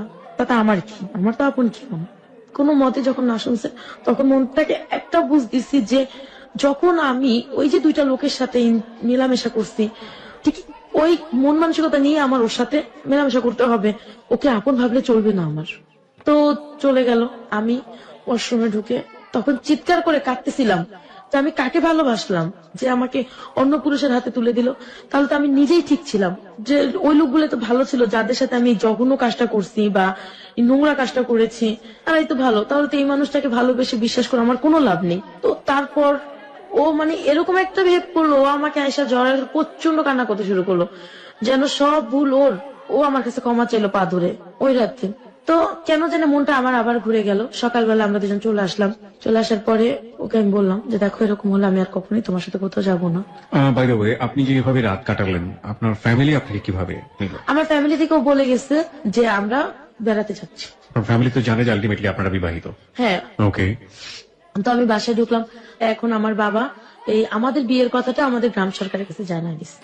জানাই দেওয়ার পর আমার গ্রাম সরকার আসছে, কাকে বিয়ে করেছে মামুনি দেখি একটু। তখন আমার গ্রাম সরকার একটা দিল যে উঠায় দেবো। এখন উনি আমার বাবার এখন লোভ হচ্ছে যে এখন যদি উঠায় দেই 50,000 টাকা খরচা করলে আমি 1 লাখ টাকা পাবো। কিভাবে? অনুষ্ঠান করলে টাকা উঠবে, ওকে, সবাই গিফট দিবে। গিফট দেবে, আর আমার আত্মীয় স্বজন তো বিশাল বড় লোক। বাই দ্য ওয়ে, এখানে গ্রাম সরকার বলতে আপনি কাকে বোঝাচ্ছেন? ওই চটটা তো একটা গ্রামের মতো ছিল, হ্যাঁ। তো ওখানে এক চেয়ারম্যান মেম্বারের পরে একজন গ্রাম সরকার থাকতো। যে কোনো বিচার আগে গ্রাম সরকারের কাছে যেত, তারপরে মেম্বার, তারপরে চেয়ারম্যানের কাছে যেত। আচ্ছা আচ্ছা। তো তাকে বলার পরে সে বললো যে রাশেদকে বলো তোমার এই এলাকায় তোমাকে আধা কাটার উপর হলো 1 কাঠা জমি কিনে দিতে হবে আমার মেয়েকে। রাশেদকে বললো এটা? হ্যাঁ, তুমি যে আমার মেয়েকে বিয়ে করবা, তোমার ফ্যামিলি যে আমার মেয়েকে নেবে, বিয়ে তো করেই ফেলেছেন, বিয়ে করার প্রসঙ্গ আসবে কেন? মানে উঠায় দেবে। আচ্ছা, বা তোমার ফ্যামিলি যে ওকে নিচ্ছে, এখনো তো ফ্যামিলি জানে না, তোর ফ্যামিলি যখন জানবে তখন কি গ্রহণ করবে, যদি না করে তাহলে আমার মেয়ে কোথায় যাবে? তার মানে তুমি আমার মেয়েকে এখানে একটা বাড়ির উপরে 1 কাঠা জমি কিনে দিবে, সে একতলাই হোক 3 সেটই থাক, সেটা বড় কথা না। কোথায় এটা? এটাও চরের মধ্যে হবে, কামরাঙ্গীর চরে। কামরাঙ্গি চরই হবে এটা। তখন ও বললো ঠিক আছে আমি করবো। তো এভাবে করে আমাদের সম্পর্ক এগোতে থাকে। 2011 বেশ ভালো আছি আমরা, ওর টাকা পয়সা আমাদের সংসার চলতেছে। তো 2012-তে গিয়ে ও আবার গ্যাঞ্জাম করলো আমার সাথে, ঝগড়াঝাটি করার এক পর্যায়ে ও আমাকে ছেড়ে চলে যাবে, এসে অনেক বুঝ করে অনেক মিলমিশ করিয়ে দিল। ঠিক আছে, 6 মাস চলে গেছে। কিভাবে যেন ওর ফ্যামিলি জেনে ফেলছে আমরা বিয়ে করছি। ওর ফ্যামিলি এখন আমাকে ফোন দেয়, আমার উপরে চরম অত্যাচার, তুমি ওকে নেবে না, ও ওর বউ হতে পারো না, তোমার মতো মেয়েকে আমরা ওর বউ করবো। আর সবচেয়ে বড় ভুল ছিল যে রাশেদ এর আগে আমার ফুপুকে নেয়ার জন্য নাকি ঘরে এরকম ঝগড়াঝাটি করছে। পরে ওরা জানতে পারছে ওনারই ভাস্তি আমি, তার মানে ওই ফুপু যেহেতু এত খারাপ, ভাস্তিটা যাচ্ছে তারও খারাপ। ও বললে যে না, ওর ফুপু যেমনই হোক আমার ওয়াইফ ভালো। এরকম গ্যাঞ্জাম করে টোরে ও বহুবার বিষ খেয়েছে নাকি অভিনয় করেছে জানতাম না। 2013-তে আইসা ওরা আমার সম্পর্ক ভালো যাচ্ছে, হঠাৎ করে ও আমাকে একদিন রাত্রে ফোন দিছে, আমি লন্ডন চলে যাচ্ছি, তুমি ভালো থেকো সুস্থ থেকো। ঘরে বাজার টাজার কিচ্ছু দিয়ে যায়নি, হুট করে ও লন্ডন চলে যাচ্ছে। আর আমার কেন জানি মনে হতো ও আমার জীবন থেকে একদিন যাবেই।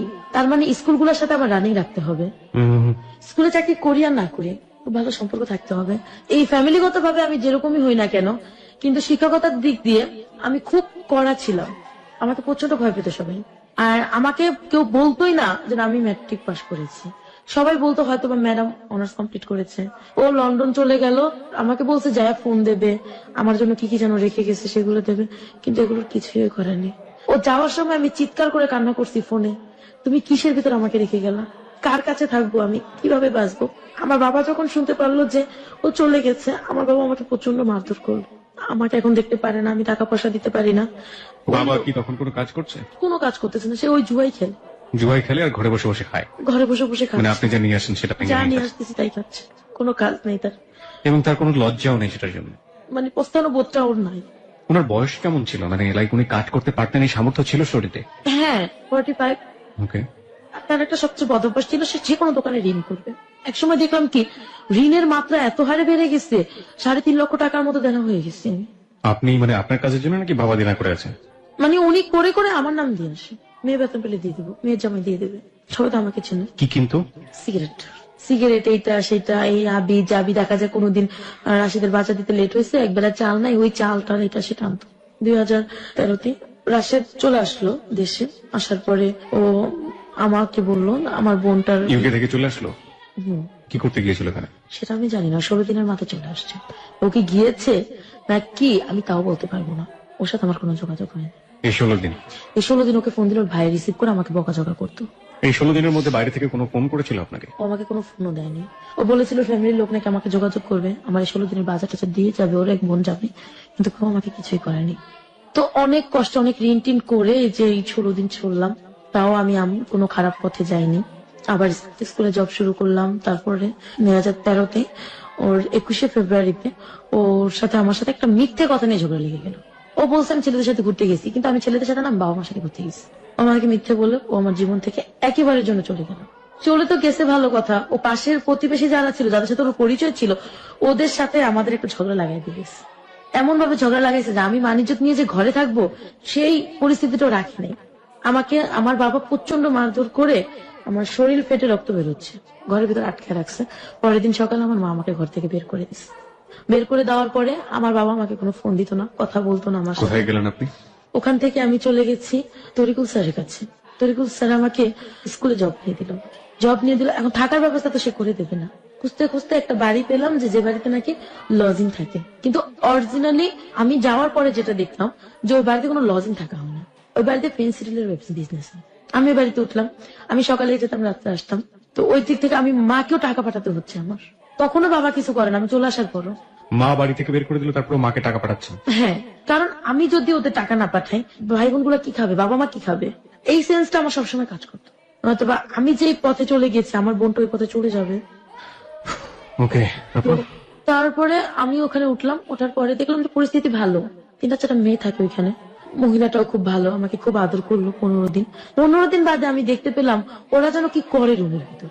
ওনার যে 2টা ছেলে ছিল আর ছেলের একটা বন্ধু ছিল, তারপর একটা ছেলে থাকতো এখানে। 4টা রুম ছিল, তো একটা রুম আমি 2টা মেয়েকে নিয়ে থাকতাম, আরেকটা রুম স্বামী স্ত্রী থাকতাম, আরেকটা রুম গেস্ট রুম ছিল, আরেকটাও ছেলেরা বন্ধু নিয়ে থাকতাম।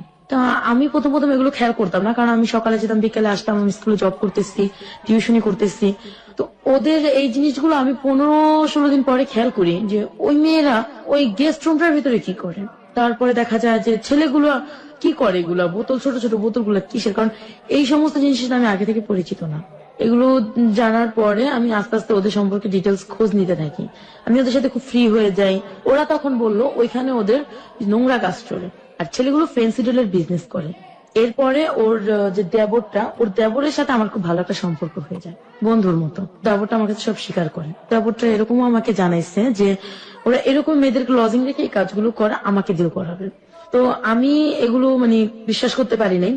ওরা করে কি, মেয়েদেরকে ঘুমের ওষুধ খাইয়ে তো এমন কিছু ডোজ দিয়ে দেয় যে ওগুলো মেয়েদেরকে যদি ওই রাতে এখান থেকে যদি মেরেও ফেলা হয়, মেয়েরা টের পাবে না, এরকম করা হয়। অথবা মেয়েদেরকে ঘুরতে যাওয়ার নাম করে যশোর বেনাপোলে নিয়ে গিয়ে ওদের শরীরের সাথে বা বউ সাজিয়ে ব্যাগের ভিতরে পেন্সিল দিয়ে ওদেরকে আনা হয়।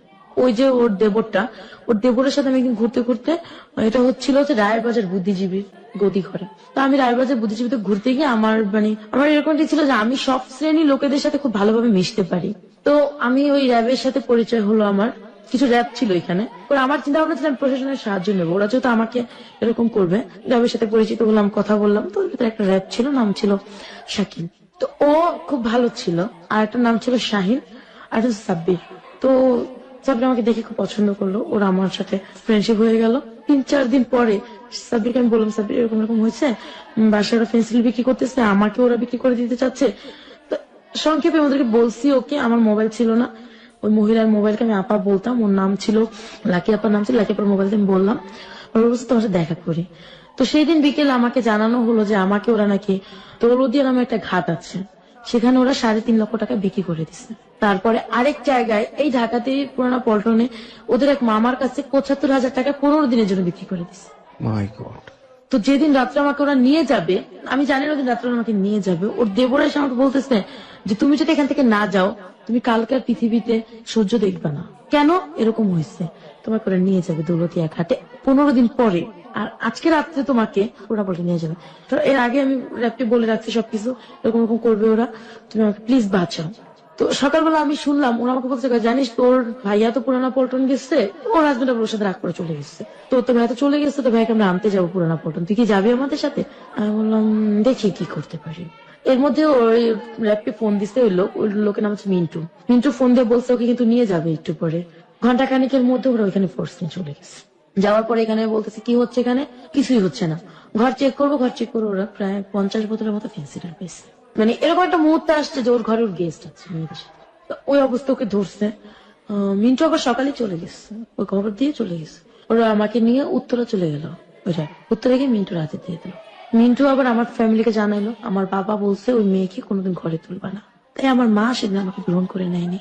মিন্টু আমাকে এক রাত ওর এক ফ্রেন্ডের বাসায় রাখছে, খুব ভদ্রভাবে খুব সম্মানের সাথে রাখছে। ওর ওয়াইফ বলে ও ছিল না, ও বলছে আমি রেখেছি, আমি একটু ঢাকার বাইরে যাচ্ছি। পরের দিন ও এই কামরেঙ্গি চড়ে এসে জালুয়াটি চৌরাস্তা আছে একটা, ওখানে এসে আমার জন্য বাসা খুঁজে বের করছে একদিনে। আমি এখানে উঠলাম। তারপরে একদিন আমার মা আমাকে ফোন দিয়ে খুব কান্নাকাটি করতেছে, 2013 এপ্রিল খুব কান্নাকাটি করতেছে, ঘরে খাবার নেই না সেটা। তো পরে আমি কি করবো, আমার কাছে তখন টাকা ছিল, আমি ওকে টাকা দিয়ে দিলাম, ওরা খাবার টাবারই করছে। প্রতি মাসেই টিউশনি করে যে টাকা বেতন পাই ওর থেকে ওদেরকে দিয়ে দিই, ওর থেকে আমি রাখি। আমার ঘর ভাড়া বেশি ছিল না, এক রুম তো 2,000 টাকা ছিল। আমি কষ্ট করে চলতাম, ওদেরকে আমি কষ্ট দিতে দিতাম না। আমার বাবা অসুস্থ ছিল, তাকে আমি চিকিৎসা টাকা দিয়েছি, ভাই বোনদেরকে দেখেছি। দেখার পরে দেখা যায় কি আমি না কেমন যেন একটা দিন দিন এই যে রোদ্রে ঘুরতে, তারপরে এগুলো করতে করতে বৃষ্টিতে ভিজে আমি অসুস্থ হয়ে পড়ছি। এখন আমি ওই বাসায় থাকতে পারতেছি না, বাসা চেঞ্জ করে ফেললাম। বাসা চেঞ্জ করে আরেক বাসায় গেছি, সেখানে আমি খুব অসুস্থ। এর ভিতরে এক স্কুল টিচারের সাথে আমার পরিচয় হয়েছে, তার বয়স 50-এর উপরে। তো ভালোই কথাটা বলতো, ফোন টোন দিত না, কম কথা বলতাম। তো ওনার সাথে জাস্ট এমনি কথাটা বলতো, দেখা করতো আমার সাথে। উনি একদিন আমাকে বিয়ের প্রস্তাব দিল, আমি রাজি হইনি। এই 50 লোক? হ্যাঁ, রাজি হইনি। পরে আমি না দিন দিন অসুস্থ হয়ে পড়লাম। অসুস্থ হয়ে পরে বাবা মার গাড়ি গিয়ে উঠলাম। ওখানে আমি ডাক্তার দেখালাম, নিঃশ্বাসে প্রবলেম হইতো, আমি নিঃশ্বাস চাতে পারতাম না, আর লিভার একটু সমস্যা হয়েছে। মানে এগুলো তো আমার টাকায় হতো, আমার ফ্যামিলিকেও খরচা দিতাম ওই অসুস্থ অবস্থায়। আমার টাকা যেটা জমানো ছিল আর কি, ওটাতেই হইতো। তো ওই লোক আমার এই অবস্থা দেখে আমার মামা, মানে এই যে গ্রাম সরকার, তার কাছে বিয়ের প্রস্তাব দিল। কোন লোক? যে লোকটা স্কুল টিচার ছিল, 50-এর ঊর্ধ্বে বয়স ছিল, যে লোকটা নাম ছিল তাহের। সে আপনার গ্রাম সরকার পর্যন্ত পৌঁছালো কিভাবে? ওই এলাকারই সে স্কুল টিচার। ওকে। তো ওই হিসেবে সে বলছে, আর আমাদের সম্পূর্ণ দায়িত্ব ওই গ্রাম সরকার নিছিল। তো ওনার কাছে বিয়ের প্রস্তাব দিল, আমাকে জিজ্ঞাসা করা হলো, তখন তো আমি খুব অসুস্থ, আমার একজনের হেল্প চাই, বাবা মা আমাকে রাখবে না।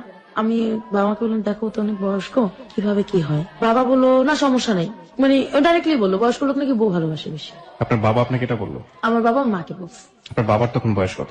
45। বাবার বয়স 45, বাবার জামাই হবে 50 ঊর্ধ্ব। হ্যাঁ, তো এর ভিতরেই মা বলছে যে গ্রাম সরকারের খোঁজ খবর নিতে। উনি কি খোঁজ খবর নিচ্ছে আমি জানি না। ঠিক এক সপ্তাহের মাথায় আমার বিয়ে দিয়ে দিল, 7ই আগস্ট 2003। তো পরবর্তীতে প্রিয় শ্রোতা, this is not story of চিনি কম। আপনারা নিশ্চয়ই অমিতাভ বচ্চনের সেই ছবিটা দেখেছেন। অমিতাভ বচ্চন এবং টাবুর ছবি ছিল চিনি কম, আমার অনেক পছন্দের একটা ছবি। লাইফে এই ঘটনা ঘটে, বাট এত সুইট ওয়ে তো ঘটে না। এটাই রিয়েলিটি। ঠিক আছে, যাই তারপর। বিয়ের দিনও আমার কাছে কেন জানি মনে হয়েছে আমি তো অসুস্থ, আমি জাস্ট উঠতে পারি, বসতে পারি, মানে কাজকর্ম কিছুটা করতে পারি। তখন স্কুল থেকে আমি চাকরি ছেড়ে দিচ্ছি। বিয়ের দিন সকালেও জানি আমার কেন মনে হলো আমি বিয়েটা করব না, কিন্তু চিন্তা করলাম যে বাবা মার ঘাড়ে বসে না থেকে তারপর মামা বিয়েটারই করছে, করে দেখি যদি জীবনের কিছু চেঞ্জ হয়। তো বিয়েটা হলো, আমাকে সেই দিন নিয়ে যাওয়া হলো পাশের গলিতেই বাসা ভাড়া নিচ্ছে সেখানে। বিয়ের দিন রাত্রেই তার বড় ওয়াইফ তাকে ফোন দিছে, ফোনটা রিসিভ করছি আমি। সে বললো, তুমি কে? বলছি, আমি তার ওয়াইফ। তুমি তার ওয়াইফ কিভাবে হও?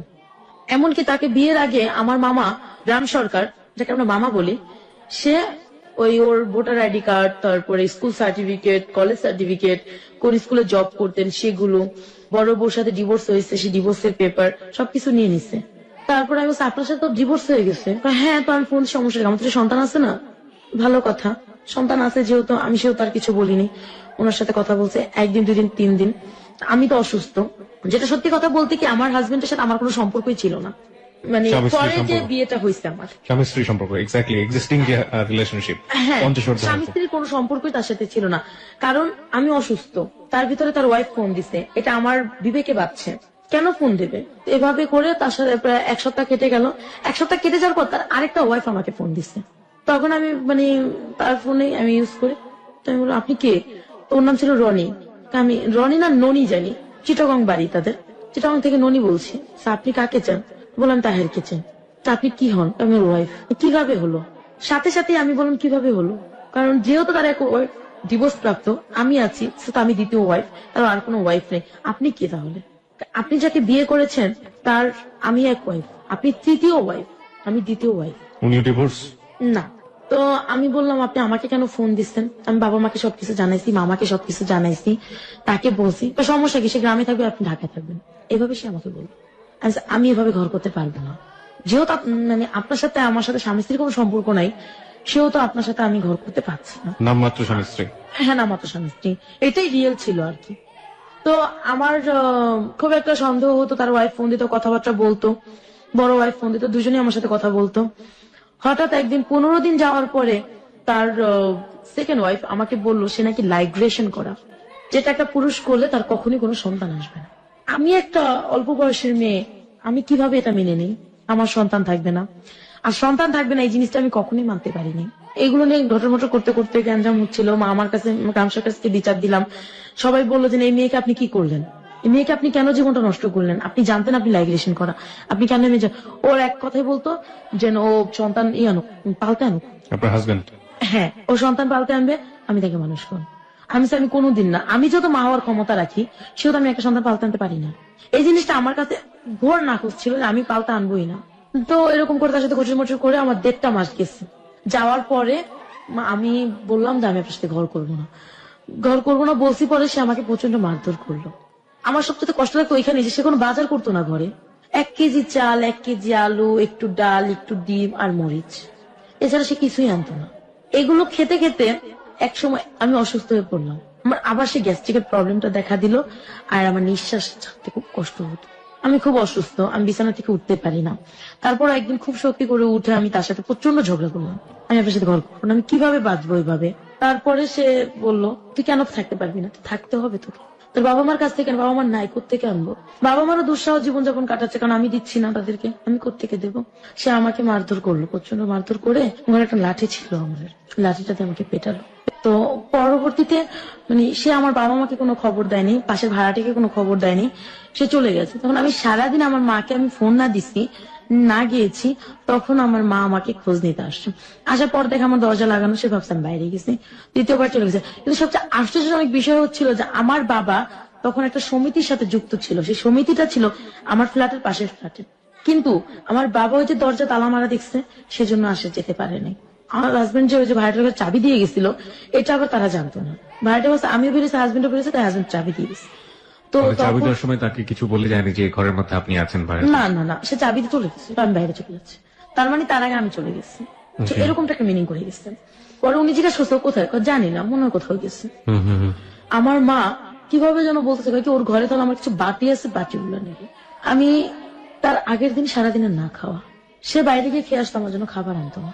আপনার হাজবেন্ড? হ্যাঁ, আমি সেদিনও সারাদিন সেন্সলেস। তো মা সন্ধ্যাবেলা ঢুইকা দেখে আমাকে, দেখে একটা চিৎকার করছে, এক চিৎকার আমার বাবা আমার সব চলে, বাবা পাশের ফ্ল্যাটে ছিলেন, সে তার ভাড়াটা সব চলে আসছে। আসার পর ওইখানে আমাকে সুস্থ করে আমাকে ওইখান থেকে বাড়ি নিয়ে যায়। এরপর আর কোনো দিন মানে ওই দিন থেকে সেপ্টেম্বর অক্টোবর থেকে এই পর্যন্ত আমার হাজবেন্ডের সাথে আমার আর কোনো যোগাযোগ হয়নি। তার মানে কাকতালীয় ভাবে সেদিন যদি আপনার রুমে আপনার মা না ঢুকতেন তাহলে আপনি ওখানে তাহলে মারা আমাকে যেতেন।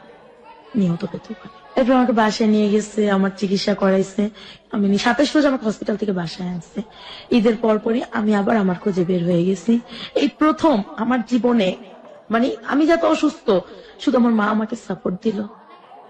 তখন আমার বাবা আমাকে তখন পর্যন্ত নির্বাক হয়ে তাকে দেখছে, শুধু আমাকে কোনো সাপোর্ট দেয়নি। আমি আমার মতো বের হয়ে গেছি, আমি ওই ঘরে থাকিনি।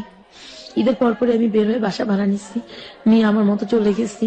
চলে যাওয়ার পরে আমার এক ভাইয়া আমাকে বললো আমি একটু বাসা চিনি, তুই তো এই লাইনে আছিস ভাইয়া, বুঝতে পারছিস আর কি, আছিস তুই তো তুই আমি একটা বাসা চিনি, তুই ওখানে চল।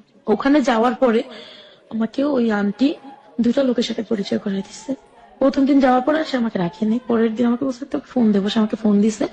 ফোন দেওয়ার পরে আমি গেছি, যাওয়ার পর একটা লোক সে খুব ভালো চাকরি করে, একটা লোকের সাথে পরিচয় করাই দিছে, বলছে তুমি তাকে সময় দাও, সে তোমাকে খুশি করে দেবে। তখন কিন্তু আমি অভাবে অবস্থা, অনটন অবস্থা, বাবা মারও দুঃসহ অবস্থা। বাবা মা যে সমিতির সাথে আছে, বাবা সেই সমিতি টাকা আটকে গেছে, ঘরে চাল নেই, মা ফোন দিয়ে কান্নাকাটি করছে। মানে এত কষ্ট পেয়েছে যে মানে নিজে অশান্তিতে ছিলাম, কখনো বাবা মা ভাই বোনকে অশান্তি দেখায়নি, কষ্ট দেখায়নি। সেখানে আমি সময় কাটানোর পরে সেই দিন আমাকে ওরা দিয়েছে 2000 টাকা, আমি 1000 টাকা নিজের জন্য রাখছি, 1000 টাকা বাসায় পাঠিয়ে দিচ্ছি, ওরা ওদের মতো চলছে। এরপরে 3-4 দিন পরে আন্টি আমাকে আবার ডাকছে, তখন দেখা হয়েছে আমার সাথে এক ডক্টরের সাথে। এক ডক্টর, তখন সে মানে আমার সবকিছু শুনলো। তখন সে আমাকে বলল যে তুমি আমাকে কথা দাও যে তুমি কখনো অন্য কাউকে সময় দেবে না, তুমি আমাকে সময় দেবে, এমনকি তোমার যা কিছু দরকার ভরণ পোষণ সম্পূর্ণ আমি দেব। নভেম্বর ডিসেম্বরের ঘটনা, সে এই কথাটা বলছে। বলার পরে আমি তার কথা বিশ্বাস করতাম না, তা আমি তো এর অনেককে দেখছি। তখন আন্টি আমাকে বললো তুমি ওর কথা বিশ্বাস করো। তখন এই দুইজন লোকের সাথে আমার ঘুরে ফিরে তাদেরকে সময় দিয়ে আমার সংসার টিকতো, এমনকি আমার ফ্যামিলি চলতো, এমনকি আমার স্কুলে শিক্ষকতাটাও চলতো। পরে দেখা গেছে যে তার কথা আমি আন্টির ভরসা পেয়ে আমি ওকে, আন্টি আমাকে, হ্যাঁ আমি তার বাসায় গিয়ে আমি একটা নোংরা পরিবেশে জড়াইছি আবার দ্বিতীয়বার, কিন্তু সে আমাকে নিজের মেয়ের চেয়ে বেশি ভালোবাসছে। সব সময় একটা ভালো ডিসিশন দিছে, ভালো কথা বলছে। এই আন্টির সাথে আপনার পরিচয় হলো কিভাবে? আমার ওই ভাইয়া আমাকে নিয়ে গেছে ওই বাসায়। কোন ভাইয়া? আমার একটা ভাইয়া ছিল আর কি। কোন ভাইয়া এটা? এটা আমাদের এলাকার একটা উনি ছেলে। আপনার সম্পর্কে এই ব্যাপারে জানতো যে যেহেতু উনি বাসাটা নিয়ে গেছে মানে আপনার ওখানে একটা পারপাস সার্ভ হবে, তার মানে এই উনি ভাই আমার এই ব্যাপারটাকে ধারণা করে আমাকে জিজ্ঞাসা করছে, আমি স্বীকার করছি তার কাছে। সেও আমাকে হেল্প করতো বিনা স্বার্থে। সে আমাকে নিয়ে গেছে, কয়ে কি চলো তুমি এইভাবে কত কষ্ট করবা। আর আমার যে টোটাল যে 1.5 মাস বা 2টা মাসের যে ঘটনাগুলো আমার সেকেন্ড হাজবেন্ডের, এগুলো সব সে জানতো। তারা কিভাবে নিজেরাই জানতো? আমাকে বিয়ে দিচ্ছে। ওকে। আমাকে বিয়ের দিন ওই বাড়িতে পৌঁছে দিছে আমার ওই ভাইয়া, সে আমাকে হেল্প করছে 1000, 500, 100 দিয়ে সে আমাকে হেল্প করছে। এমনকি বিশ্বাস করতে পারবেন আমার বিয়ের যে খরচাটা, সেটাও আমার বাবা আমার টাকা থেকে দিচ্ছে। একটা টাকা খরচা করেনি, একটা টাকা দেয়নি। তারপরে এই যে 2টা বছরে সে যে ঋণগুলো করছে, এই ঋণগুলো আজ পর্যন্ত আমি দিচ্ছি। এই কাজগুলো করে আমি এখন এই কাজগুলো করি না, বলতে যে শুধুমাত্র যে আমি যে 10 জনের সাথে মিশবো সেটা করি না, জাস্ট আমার এই ডক্টরের সাথে খুব ভালো একটা ফ্রেন্ডশিপ আছে। প্রতি সপ্তাহে সে আমাকে একটা খরচে টাকা দেয়, যাতে করে আমার আর এইসব নোংরা কাজে ঢুকতে না হয়। সে পৃথিবীর যে প্রান্তে থাকুক না কেন, সে প্রতি সপ্তাহে আমার টাকাটা আমাকে পাঠিয়ে দেয় আমার মোবাইলে। And you have that kind of relationship with that doctor, right? আপনার তো ডক্টরের সাথে এই সময় কাটানোর মতো একটা রিলেশনশিপ আছে। হ্যাঁ, সময় কাটানোর মতো একটা রিলেশনশিপ আছে। তারপরও সে যথেষ্ট ভালো, আমি তাকে মন্দ বলবো না, সে ভালো। তারপরে দেখা যায় তার যে রিলেশনটা, আমি এখন বর্তমানে আমার একটা স্টেশনারি আছে, বইয়ের লাইব্রেরি। উনি যখন আমাকে হেল্প করতেছিলেন তখন উনি আমাকে বললো যে তুমি কিছু একটা করো, শুধু মাস্টারি দিয়ে তোমার হবে না, তুমি মাস্টারিটা ছেড়ে দাও, তুমি কিছু একটা করো। শেষে যে গ্রাম সরকার আমাকে বিয়ে দিয়েছিলাম, প্রথমে বলছিলাম, সেই গ্রাম সরকার আমাকে একটা প্রোডাকশন হাউস বলতে একটা এম্ব্রয়ডারি হাউসে জব নিয়ে দিল। সেখানে 6,000 টাকা বেতনে জব নিয়ে দিছে। আর যে ডক্টরের সাথে আমার ফ্রেন্ডশিপ আছে, সে আমাকে কিছু টাকা দিল একটা দোকান করার জন্য। কত টাকা? প্রায় ওখানে 20,000 টাকা হুম। দোকান করছি আমি ওখানে। একটা মানে চিন্তা করলাম কি করব, তখন আমার তো অনেক স্কুলের সাথে যোগাযোগ, তখন আমি বইয়ের লাইব্রেরি দিলাম। বইয়ের লাইব্রেরি মানে স্টেশনারি, স্টেশনারি, বই, খাতা, পেন্সিল, রাবার বা গাইড, এটা সব পাওয়া যাবে ওখানে। ওকে। আজ অব্দি আমার বাবা সাপোর্ট করেনি। এমনকি 2-1 দিন আগের ঘটনা, যে আমার বাবাকে, যাকে আমি এত হেল্প করছি বা আমি যাকে নিয়ে এখনো বেঁচে আছি, আমি আজীবন বেঁচে থাকবো, এর আমার সাথে যাই করুক না কেন, আমার বাবা 2-1 দিন আগে আমাকে মেরে আমাকে আমার মাকে দোকান থেকে বের করে দিয়ে ওই দোকানটা সে নিজের করে নিছে। আর স্টিল কিন্তু ওই দোকানের যতগুলো জিনিস সবকিছু আমার। এমনকি বাবা আমাকে খুব বৃষ্টি ভাষায় একটা বকা দিয়ে বলছে, তুই তো ভালো না, তো খারাপের টাকা দিয়ে তুই দোকান করছিস বা তুই খারাপের টাকা আমাকে দিছিস। তখন আমার এত কষ্ট হয়েছে যে যেই বাবা মার জন্য আমি নিজের সবকিছু বিসর্জন দিয়ে দিছি, সেই বাবা আজকে আমার দোকান আমার সাথে মানে প্রতারণা করে যেন নিয়ে গেল। আজকে সেই দোকানে আমি নিজে দাঁড়াইতে পারতেছি না, বাধ্য হয়ে দোকান থেকে সরে আসছি। যে সে বলতেছে এই সবকিছু আমার, তোর কিছুই নাই এখানে।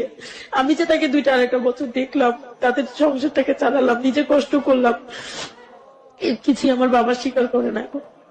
আর আমাকে যা তা বলে যে আমি ভালো না, আমি খারাপ। আমি খারাপ হয়েছি শুধুমাত্র এই ফ্যামিলিটাকে বাঁচানোর জন্য, শুধুমাত্র 2 মুঠো ভাত দেওয়ার জন্য। কি করবো না, তোমার বোনটা নষ্ট হয়ে যাবে, ভাইটা বকাইটা হয়ে যাবে, মার কারখানায় চাকরি করতে হবে, আমার এত কিছু হয়ে গেছে। আমার মাকে আমি কখনো বাইরে কাজ করতে দেইনি, আমার বোনকে আমি কখনো বলি নাই তুমি একটা টিউশনই করো, কিচ্ছু করে না ওরা, আমি চালাই। আর আজকে মানে 3টা বছর আমার বাবা বসে খাইছে, And মানে আমার সংসারেই ছিল। And এখন যে দোকানটা আছে সে এখন ওই দোকানেই করে, আমার সাথে সে টোটালি যোগাযোগ বন্ধ করে দিচ্ছে। সে এখন আমার দোকান চালায়, সে তা দিয়ে সে নিজে চলে। আর আমি একটা প্রোডাকশন হাউসে জব করে মা বাবা ভাই বোন সবাই কিনে চলতেছি। ও খুব কষ্ট পেয়েছি যখন সে আমাকে বলছে আমি খারাপ। সে যখন আমাকে মারধর করে বের করে দিছে, এই নিয়ে 3য় বার সে আমাকে ঘর থেকে বের করে দিছে। প্রথমবার দিয়েছে আমার হাজবেন্ড সহ, 2য় বার আমাকে দিয়েছে আমার ভুলের কারণ। সে বলে আমার ভুল, কিন্তু অন্য একটা মিথ্যে কারণে সে আমাকে 2য় বার ঘর থেকে বের করে দিছে। এই 3য় বার সে তার জীবন থেকে আমাকে বের করে দিল। তো আজকে আমার কিন্তু কিছুই নেই, সবকিছু তাদেরকে আমি বিসর্জন করে দিচ্ছি, সবকিছু তাদেরকে আমি দিয়ে দিচ্ছি, তারপর আজকে তারা আমাকে জায়গা দেয় না। আপনার বাবা তো আপনাকে বারবার বের করে দিয়েছে, তারপরও আপনি এত কষ্ট করে এবং এইরকম ভাবে নিজেকে, আমি ভাইয়া সারাদিন না খেয়ে থাকতাম, একটা টাকা আমি খরচা করতাম না।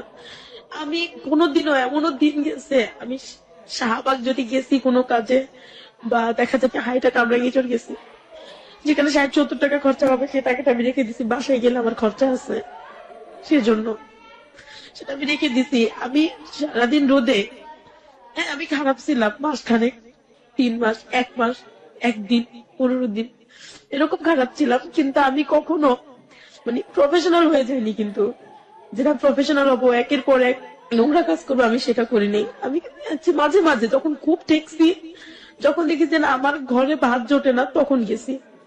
আমরা তো আমি এই রোদে রোদে টিউশনি করে কষ্ট করে সবকিছু করে, আমাকে কেউ সাপোর্ট দেওয়ার ছিল না, আমাকে কেউ সাপোর্ট দেয়নি। আমার ফুপু, আমার খালারা, আমার মামার আমাকে কেউ সাপোর্ট দেয়নি, আমার চাচুরা। তাহলে এমনকি নিজের বাবা মাও আমাকে সাপোর্ট দেয়নি। কিন্তু আমার আজকে আমি স্বীকার করতে বাধ্য যে আমার এত কিছুর পরও আমার মা আমার সাথে আছে, আমার মা তার স্বামী ছেড়ে আমার সাথে আছে। আপনার মা ধরেন কিছুদিন পরে তার স্বামীর কাছে ফিরে গেল, কেউ আপনার সাথে নেই এবং এই মানুষগুলোর মুখে অন্ন জড়ছে না, আগের মতোই অবস্থা, তারপরেও কি আপনি তাদেরকে আমি দেখবেন? সারা জীবন তাদেরকে দেখবো। আমি যদি কারোর জীবনেও যাই, কারো সংসারেও যাই, তারপরেও আমি তাদেরকেই দেখবো। আমার সবকিছু ফেলে আমি আমার এই বোনটা, যতদিন আমার বোনটার বিয়ে না হচ্ছে, যতদিন আমার ভাইটার বড় না হচ্ছে, কাজের ব্যবস্থা না হচ্ছে, ততদিন আমার মা যতদিন বেঁচে আছে, আমি ততদিন তাদেরকে দেখবো। এই সমাজে ভালো লোকের মানুষের সংখ্যাও বেশি, কিন্তু তারা অনেক বেশি সাইলেন্স থাকে। আজকে আপনি হ্যালো উইথ 920 তে এসে আপনার জীবনের যে কথাগুলো আপনি বললেন, এই কথাগুলো তো অনেক সময় নেগেটিভ হয়ে যেতে পারে আপনার বোনের বিয়ের জন্য। আপনি এটা কখনো ভেবেছেন? নেগেটিভ হবে না, কারণ হচ্ছে কি, যা আমার হলো হতে পারে, কার ভাগ্যে ভাইয়া কি আছে আমি কিন্তু জানি না, কিন্তু তারপরও যদি কোনো ভালো মানুষ এই পৃথিবীতে থেকে থাকে, আমার বোনকে বিয়ে করবে। আমার বোনের এখন আমি বিয়ে দেবো না। আরো বলে সে এখন ম্যাট্রিক পরীক্ষা দিচ্ছে, সে আরো লেখাপড়া করবে। আমার স্বপ্ন আছে আমার বোনটাকে আমি লেখাপড়া করাবো। আমি জানি একদিন আমার পাশে কেউ থাকবে না, ভাই বোন সবাই আমার সাথে প্রতারণা করবে, কিন্তু কেউ বলুক না বলুক, এতটুকু তাদের মনে থাকবে যে আমার বোন একদিন আমাদেরকে লেখাপড়া করাইছে। আমার বাবা 3.5 লক্ষ টাকা দেনা ছিল, আমি তা দিছি। আমি আমার দোকানটা আমি লোন উঠাই করছি, 40,000 টাকা লোন উঠাইছি। আমার ফ্রেন্ড আমাকে 20,000 টাকা দিছে, তারপরে তো প্রতি সপ্তাহে খরচ দিচ্ছে, আমার বেতনের টাকা আছে। সবকিছু মিলে আমি আমার দোকানটা দিছি। অনেক স্বপ্ন ছিল আমি দোকানটা বড় করবো, কিন্তু আমার বাবা আমাকে সেই স্বপ্নটা অন্তত পূরণ করতে দেয়নি। সে আমাকে ডাইরেক্ট বলছে যে এই দোকান তার, আমার না। আমি বলেছিলাম যে অনেক দুর্বল হয়ে গেছে আসলে গল্প শুনতে শুনতে। কি শিখবো জীবনের গল্প থেকে, আজকের এই জীবনের গল্প থেকে, এবং সেজন্য আমাদেরকে এ পর্যন্ত শুনতে হয়েছে।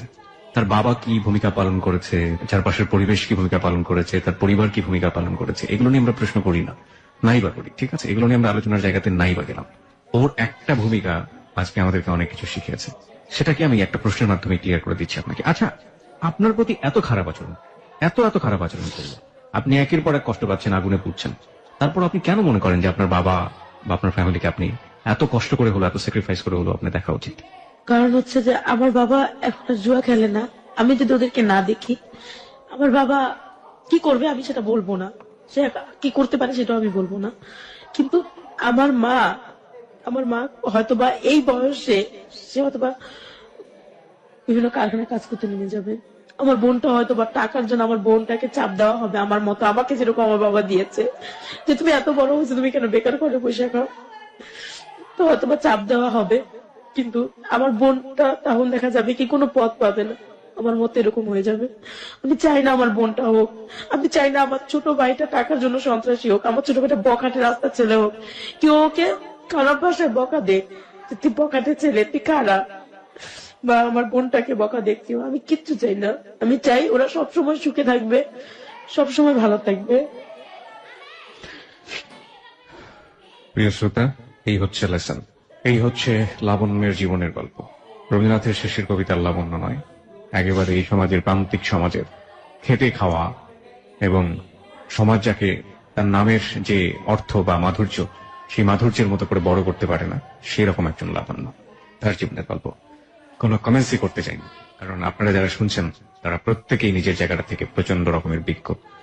আমরা শুধু প্রত্যাশা করতে পারি লাবণ্য যে ভবিষ্যৎ স্বপ্নটা দেখে, সেই স্বপ্নের মধ্যে সে নিজে নেই, সেই স্বপ্নের মধ্যে এখনো তার পরিবার, যে পরিবার তাকে ঠিকমতো বড় হতে দেয়নি, সেই পরিবারের মঙ্গল হোক, তাহলে হয়তো লাবণ্যের বিজয় হবে।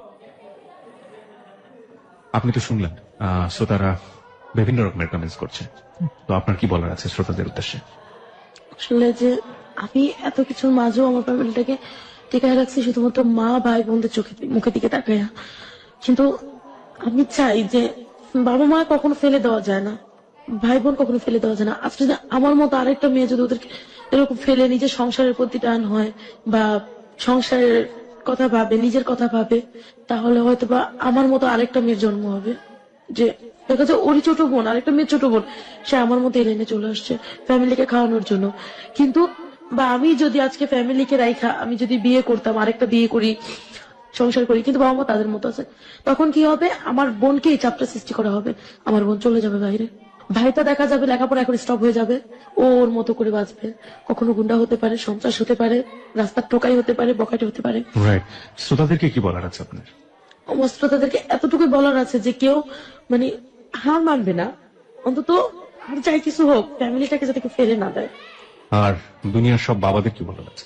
কোন বাবা যাতে তাদের সন্তানকে এইভাবে তাদের জীবনটাকে নষ্ট করে না দেয় নিজের হাতে করে।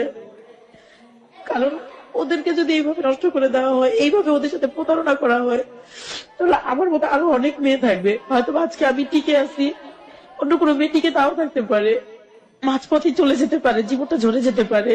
তো বাবাদেরকে এতটুকু বলার আছে যে তারা যাতে কোনোদিন মেয়েদেরকে এভাবে চাপ সৃষ্টি না করে, নিজের যতটুকু শক্তি আছে যতটুকু খাটতে পারেন, রিক্সা চালায় হলো এই মেয়েদেরকে খাওয়ান অথবা নিজের সংসারটাকে চালান। মেয়ের উপর চাপ দিন না, এত চাপ না, শাসন করেন, চাপ দেন যে তুমি বড় হয়েছো কিছু করো, কিন্তু এইভাবে না যে নিজের বাড়ির সম্মান সব বিক্রি করে দিতে হবে, এগুলো ঠিক হবে না।